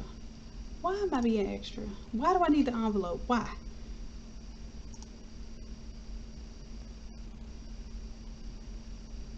And this is a PSD.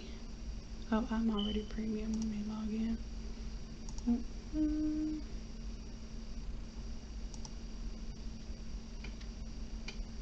So I'll add this one in there. And maybe we'll just do I'll just do one thing at a time. I'm trying to do too much. We'll do the mock-up with the greeting card, or like invitation card. And this is 137.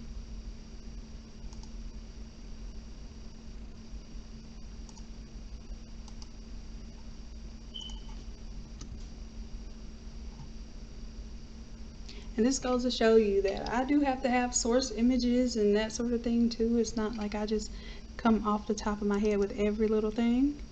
So use your resources that you have. I have a free pick subscription where I can utilize a lot of these files that just save me a little time. Like, oh, you know what? This is applied. That shadow is there. Darn shadow. The shadow's not on the envelope too much. I don't want the plant shadow in there. But the plant shadow is going to be there because everything is applied. You see this? Everything is applied to it with the multiply technique, or blend mode. And see, they use curves and that sort of thing too. So let's take that graphic off. And I'm sitting here wanting the doggone envelope, not seeing what it all comes with. So let's do this. Let me see what it selects as a subject. It can't find a subject, of course, because there's too much going on. So,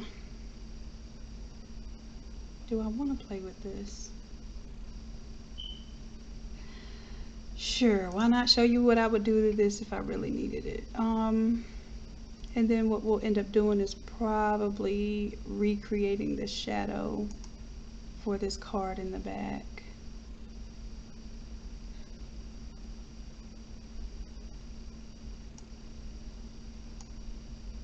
I'm going to cut out the card because I do like it. That was my whole reason for selecting this one.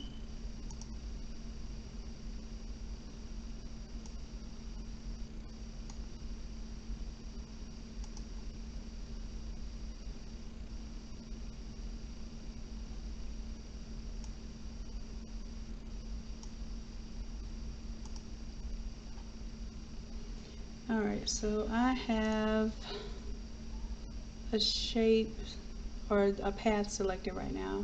You go ahead and turn it into a selection.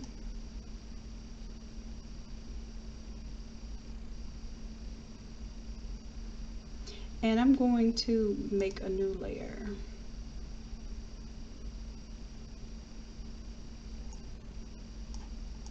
Just double click on the background so I can make it an editable layer. Take my new layer underneath, and I'm just gonna paint regular old default white in the background.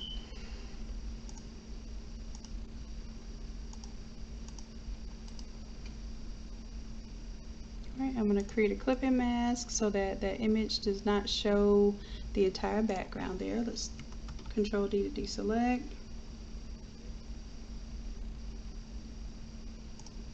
And then I'm going to select the invitation area. And I'm going to add that to my white selection here. So I'm just going to take my paint bucket and paint it in place there.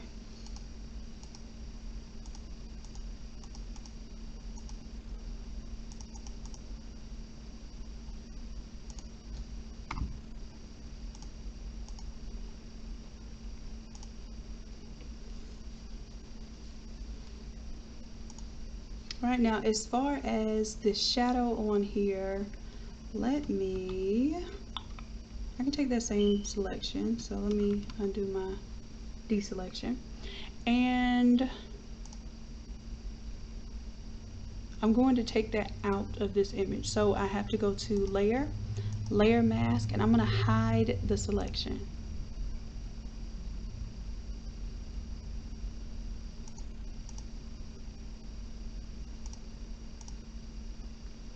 Alright, so let's see, hit that selection. I'm on normal 100% here. Let's see, my shadows are still on from here. Let's go in there. I want to get rid of, I think I'm just going to get rid of this whole shadow and light layer. There we go. Then we can place our image on top, and now I can change my envelope color, right? Let's add a solid color here.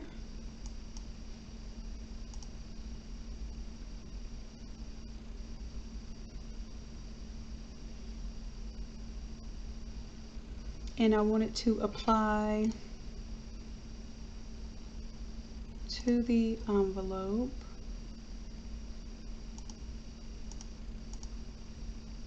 Not the letter.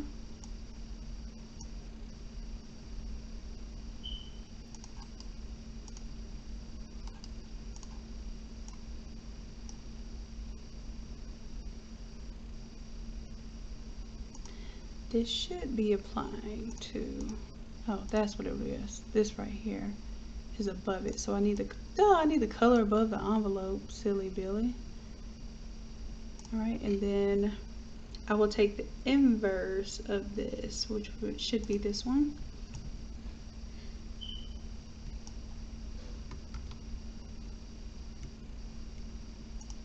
Right above.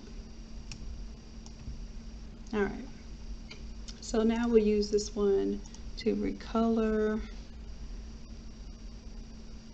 This is what I'm telling y'all with these blend modes and stuff. So pretty much the same principle. I want to recolor this, right? But red is not really recoloring that for me. So then I have to go into, my bad. I thought I was clicking on the adjustment layers. Let's go to the curves. And let's change these curves so that I get a little bit of red. It looks like I still have shadows there, but not too grainy shadows.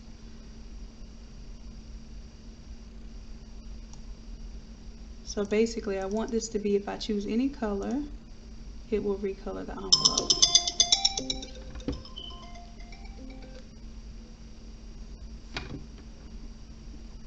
Alright, and again, if I have a lighter color, then I need to adjust the levels accordingly. So, I did not mean to make that two bumps, but you can see how it does affect it. I like that. So now if I make this a darker color, I do have to change my levels, but for the most part, if I choose a color, I'm getting good midtones.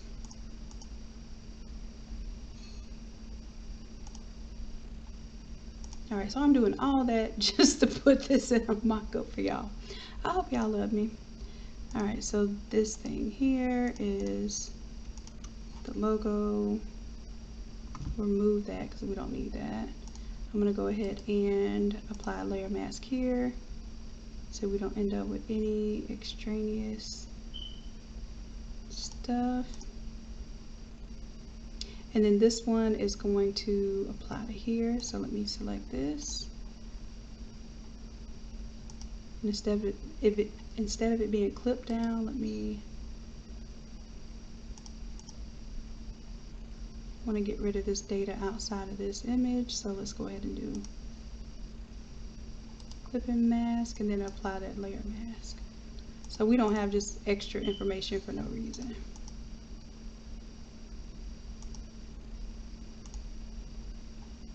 Alright, color looks good here. We have a blend mode in case we need it to pull out those details and intensify colors, but this looks good. Alright, let's group that and let's call that invitation.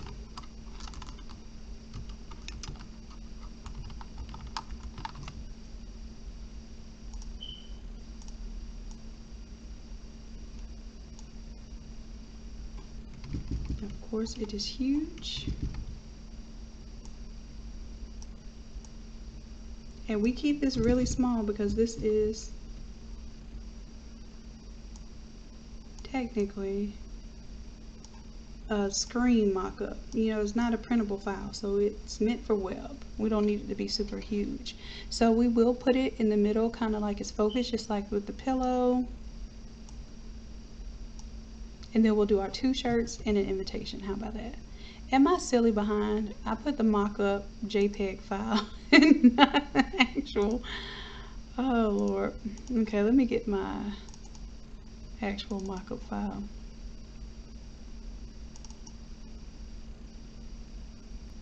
There it is with all the good stuff. So let's take this and drag it to the mock-up file.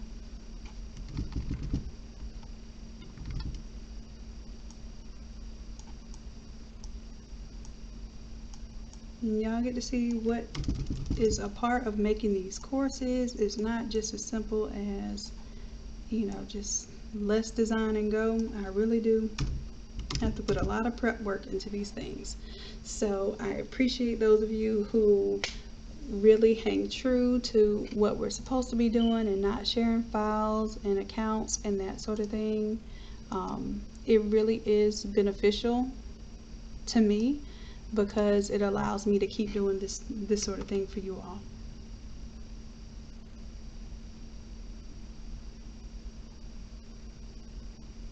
Awesome, Corey's doing some collage shirts. Good deal. Corey, you take anything that we do and you super apply it. I'm extremely proud of you. Alright, so now we have a little invitation there. Let's take out the shoe. Let's just get rid of that. We got the pillow here. We're going to get rid of the pillow. If you want the pillow, then it will be in the 136 mock-up. 136 class. Alright, so let's do file, save as. I'm going to save this as my 137 mock-up, which I failed to do the first time.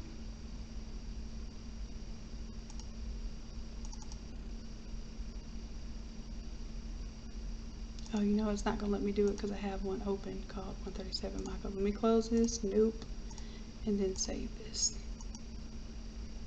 Shoot. I didn't mean to save it like that. Let me go back.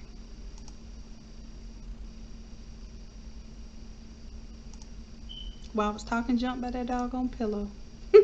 I deleted the wrong one. So I'm going to save this as. And that's the difference between save and save as, kids. Yeah. Save is going to save over what you worked on. Save as is going to save an alternate version of it wherever you choose to save it. So I'm doing save as so that each time I do a mock-up for you all, I'm saving each and every mock-up I do for each class so that I can give them to you all for free, as long as we do a mock-up for that class. So 137 mock-up is going to go in my 137 folder. There we go. And now I can delete my pillow.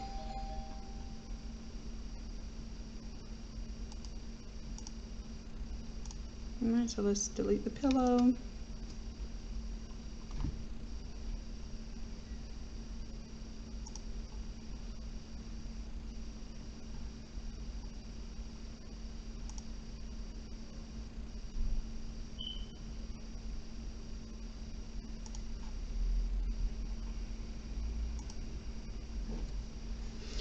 Alright, so as far as the invitation goes, I'm not going to put a whole bunch of words and stuff on there. That will be something I want to challenge you all to do. I just want to show you that you can use this for that purpose. So I'm going to go ahead and turn off my outline.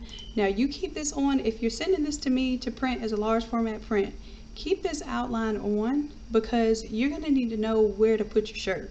If you take this off and then you print these big old sheets like this, you won't know what to do and whether your image is crooked or not. So if you keep this on, this will print you up to a 3X. Some people even say a 4X shirt, okay? So I'm going to take it off though because I'm going to use it to mock up. If you're going to print with the towel template, the magic split template, you're going to need to keep this as like a wallpaper style because when you drop it into that 13 by 19 split template, it's going to automatically put the sleeves and everything on there for you, okay? So I want y'all to keep that in mind. When you send it to me to large format print, do it like this. And if you are printing it yourself with the split template, then go ahead and turn that off. And then we'll do a file, we'll do a save as, and I think I already saved these as. So we'll just go ahead and bring those in. Let me get rid of the shoe and make sure I save this file because I don't think I did. I've been working on this whole time and didn't do the save dance.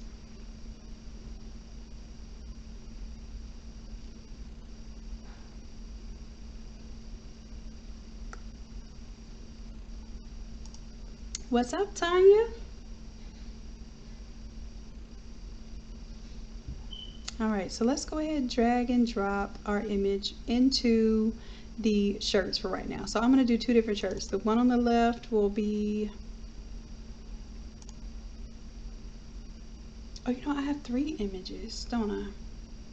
I have the half and half, so I'll do the half and half in the middle. And then we'll do, oh, I saved them with the outside on them, so I have to resave them because I need it to not have these sleeves on it. So let's do save as. And I have to do save as a copy now with the new Photoshop. Save it as a JPEG. And then I'm just going to go ahead and rock with the one I did for the boy because I would have to go back and redesign it. So I'm going to show you that it can work. I just prefer that you not use the sleeves version of it. So let's say for the left one, let's double click and we'll drag and drop.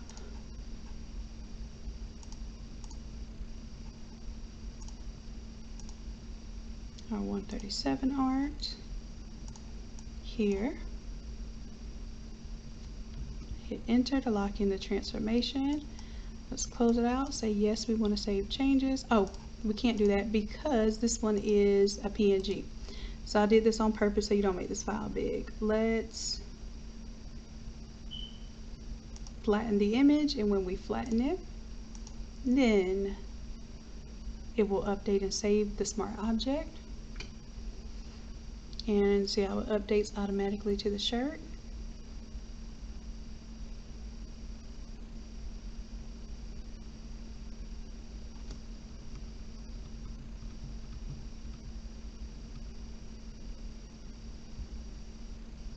And if I want to move the image independently of the neckline, then I need to unlink it temporarily. There we go. All right, so let me link that back, and let's do the same thing for the second shirt. Just double click. Oh, LaQuisha, thank you so much for reminding me. Yes, we need to have a 13 by 19 layer. Thank you, thank you, thank you. Let me go ahead and do that right now. What layer mask do I want to use?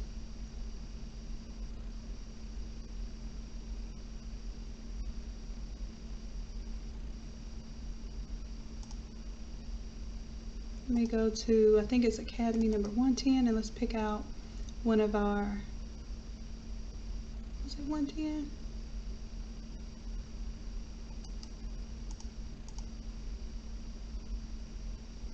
Yep, go ahead and pick out one of our clipping masks.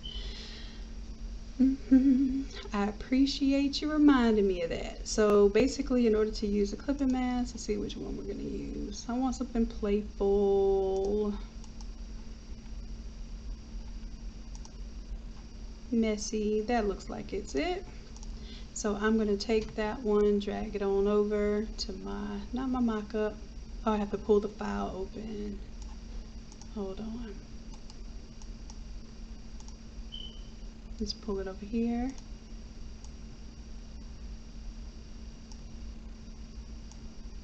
Yeah, I like the feather one too. And most times people can't even tell that it's a feather or, you know, several feathers. I want to do some new masks. Yeah, I want to do a lot of stuff. I need to sit my butt down and do what I say I want to do.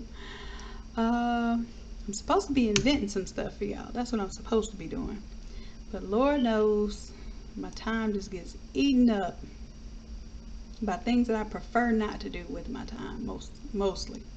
Okay, so I have this layer mask. In order to make it a mask, I'm going to control click so that it selects the active pixels. I'm going to go to my background layer and I'm going to make it into a clipping mask or a layer mask so that when I take that off,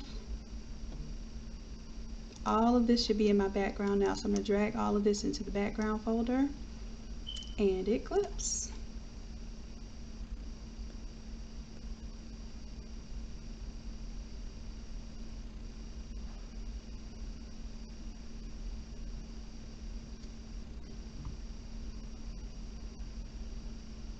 All right, so that will be the 13 by 19 version of it. Of course, you know, you have to save as and clip it down to 13 by 19. That whole process, I've made several videos on as well. All right, so let's save because I want to make sure I save that last change.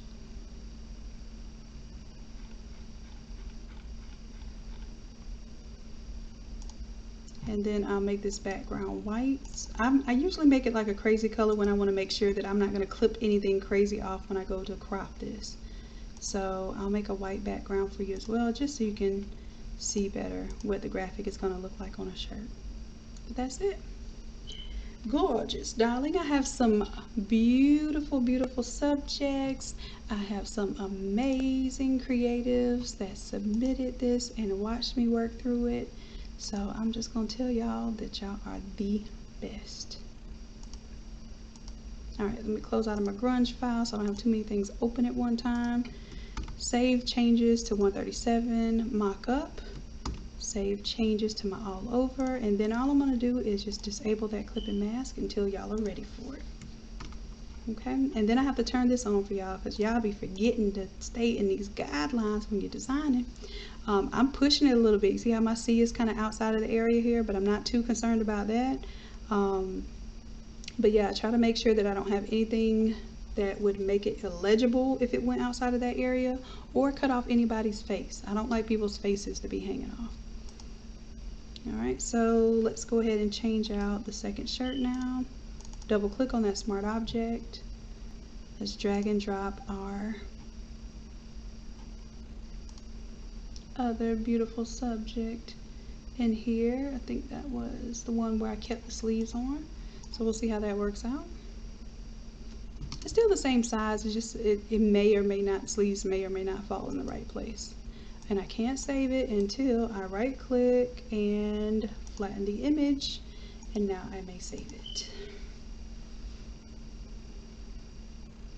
And if you notice it says 128, that is the mock-up originally from 128. Alright, so I have 2 shirts there.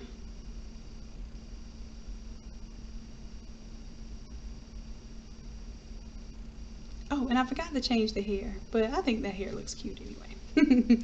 I do want to showcase the left to right blue and pink, so y'all will see me take it back. Let's take it back. So I'll go to the top, double click on the smart color. I'll make it the blue to pink, which was this one. Yes to save.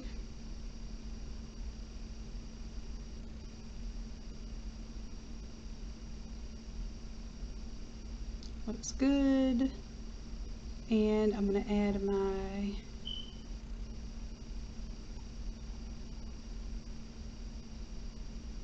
let's add the boy back so we can make sure that the outfit is on point. And then see how the outfit's different for the girl here? It's because we chose to make an additional, we'll just call this alternate suit color. If you don't want to go with the global color, then you can change the male and the female separately. And then I will rename that alternate tie color.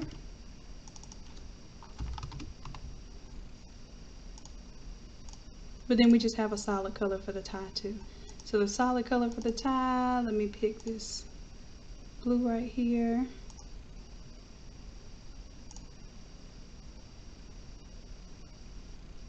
Alright, and this is where I was saying we can get a little interesting with the colors, because for the suit we can take off or keep on some of these adjustment layers.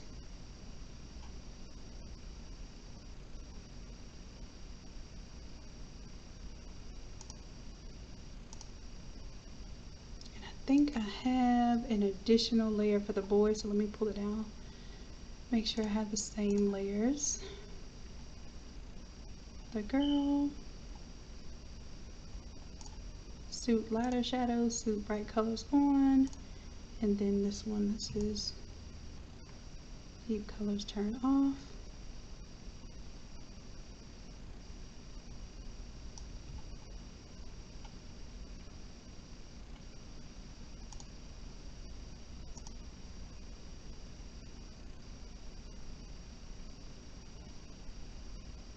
And honestly, I believe that is what this one is.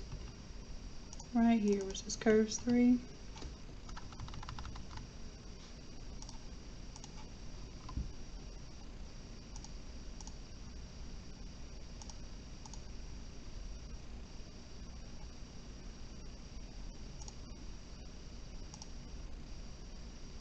Yeah, that's it.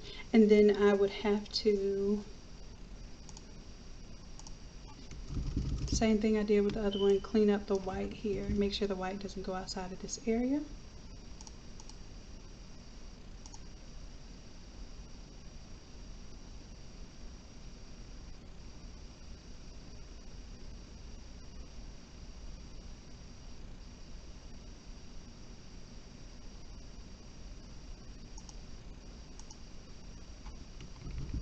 Now figure out what I do with my tie color here.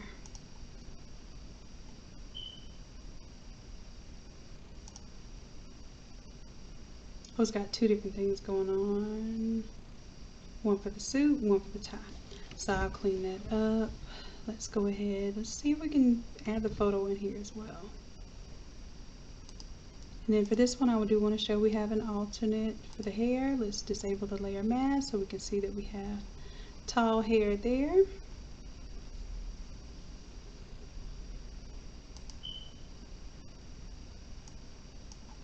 And I do want to show that we have variations in skin tone, so I'm going to go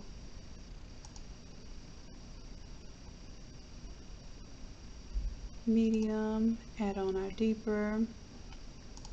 Now this one, remember, when I had the lighter skin tone, I had to pull the opacity down, so now I'm going to pull the opacity back up to get a little more reddish tone there. And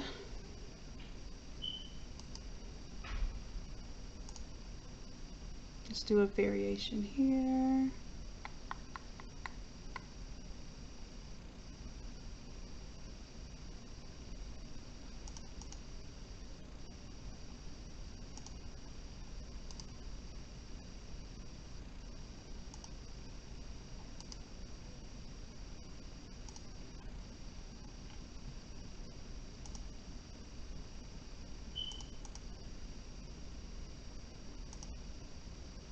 Alright, so then we have two different variations there. Let me figure out what I'm going to do for her outfit, because let's see, for the suit, I'm going to keep the lighter color on.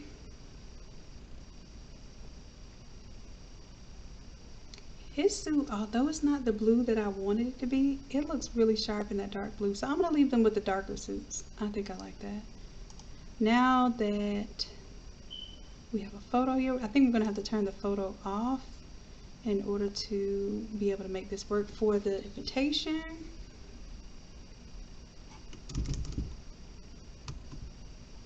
And as far as the tie goes,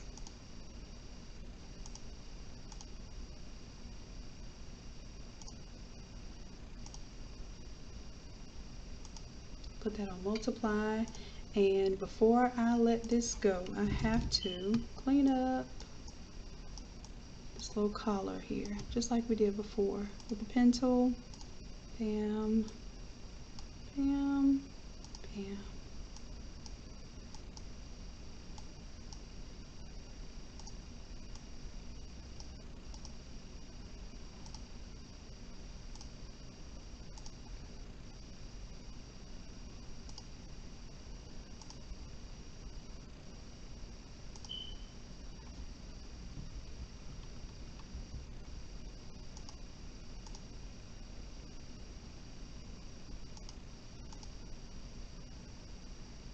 I'm going to use my brush, because once I fill it with the fill tool, I think the stops being as effective. Alright, so let's do pen tool again. Probably should be spending a little more time being careful with my pen tool selection, but I know y'all tired, I'm hungry.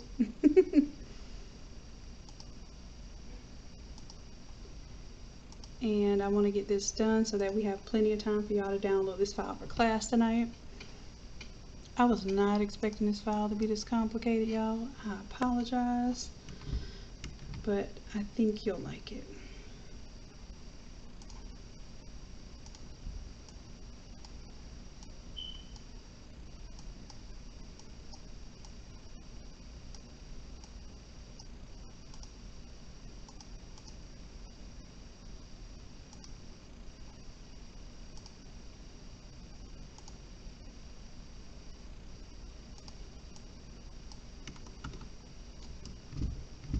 Alright, so I think that looks good enough to go. So let's turn off the save dance first. Let's turn off the outside and let's do save a copy. Save it as a JPEG. Now, if you were actually designing this for an invitation, of course you want to bring those elements to whatever document size that is to scale, because you don't want to be cutting off stuff just thinking that you can just flat out save these as JPEGs and use them as an invitation. Because I can tell you right now that orientation is wider, so I'm probably going to end up cutting stuff off, but we shall see. Alright, so for the invitation, let's do a drag and drop of the image we just created.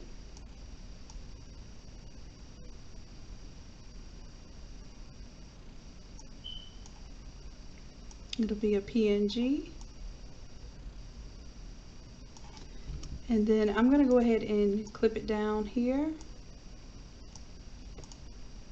Take this layer mask off, click and drag it here so it only applies to this first one.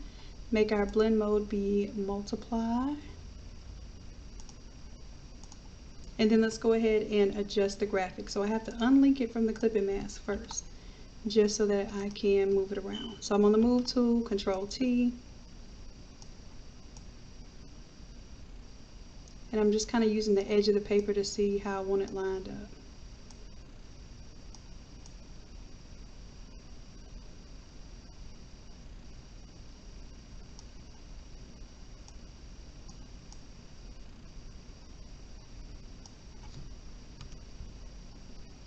Alright, now I'm going to change my envelope color by selecting maybe that pink there.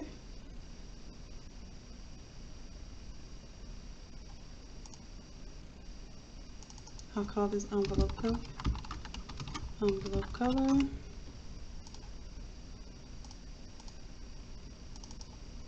And again, we'll call this the mid-tones highlight and shadow. So you'll remember what that layer is. We don't need that layer because our graphic's going to be here. And if you need to change out the graphic, you'll just double click here. Drop your new graphic on, flatten the image, and it will automatically update on this. Now,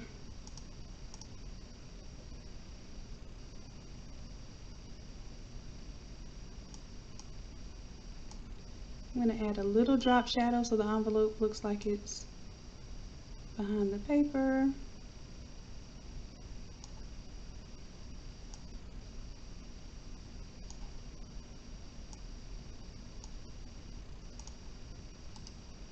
Now I'll take that and copy that layer style and also add it to the entire thing.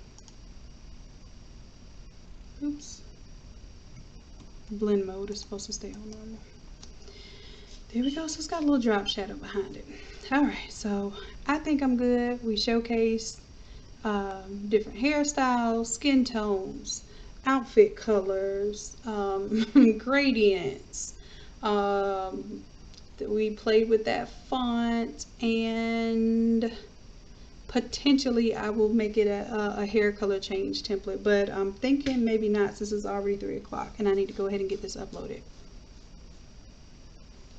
Alright, Photoshop. Okay, so the template file that we have here, let's turn it on for you. I have some free templates. If you go to the Innate Academy or to Innate Lab, I have some free templates that pretty much let you design for one size for up to a certain number of size shirts. So this template designs an adult small all the way up to an adult 3X. If you stay within these dotted lines with your main graphics, you're good. And then just let your background graphics kind of flow to the outside. Oh, I meant to show y'all too. I forgot to show y'all this. This little tie thing here is a pattern fill that I made for you. And you can do little small ties, or you can do little big ties, or you can change the size. You can even angle them, change the size, all of that good stuff. I forgot to show y'all that. My bad. Alright, so yeah, it's just a lot going on in this thing, right? So let me go ahead and I'll save this as is. So basically when you come into the file, you will come into it with the image as you see right here, and then you'll modify it based on what you want your look to be. Also, Derek, there are different sizes. There's a set for toddler size, infant sizes, youth sizes, and then there's a separate one for 4X and 5X because they are so large that they aren't necessarily printed on the same size all over sheet. So I have another one for 4X and 5X. Although people tell me that their 4Xs they can get on this 3X template. Just depends on the brand of shirt. Alright. So let me go ahead and save this, get this ready for you all. It will be uploaded within the next hour on the Innate Academy website. Let me show you the site so you know where to go. It's not up there yet, so don't tell me you can't find it. You won't be able to find it. I just finished creating the course. It's not ready. My Kevin Hart says, no, it wasn't ready. Let's do Academy. So we're going to the Academy. Boom. We'll scroll down and you'll see it right here where the all over workshop is right now. So once you see it, it will be available for the VIP members. You will be able to use your coupon code for the $60 off, and you'll be able to take the class for free. If you are a $30 member, so one of our standard members, you still get a discount. It won't be a free class, but it will be 67% off. If you are not a member, you may still take the class. You just have to pay the full price, which is $60 for the class. And it is a live class. I work you all through every element of the template just like I did here on YouTube. It's just that I can see your screen and I can help you control your mouse if I need to. It's not just a, hey, watch me do this and do it on your own computer. If that was the case, then you could literally just rewatch this YouTube video and that would be the same thing. So what we're doing is we're going step by step. I'm watching you, I'm helping you. I guarantee you that you're going to get to the final result at the end of class. There is no creative left behind, okay? We all have a final project by the time we're done with class. So just like we created a project online just now with the demonstration, you're going to do the exact same thing in class, but you will have your own design on your computer that you can mock up and put to use immediately. As a matter of fact, I suggest that you put these things out immediately. While it's fresh, while you're excited about it, go ahead and put it on your social media, use the mock-up file, get people excited about it without having to spend any additional money, and I guarantee you within 24 to 48 hours, somebody be in your inbox trying to get that whatever you just displayed. And that's with any of our classes. We are aiming to give you tools that you can use immediately as soon as you're done with class. All right, so yes, class is 8 p.m. Eastern Standard Time. It's a 2-hour long class, so it will be from 8 to 10 my time. Most of you all, you know, if you're not Eastern Time, it might not be so late for you, but we're going to make sure that we start ending classes at 10 because I want to make sure that we're not overworking folks, including myself.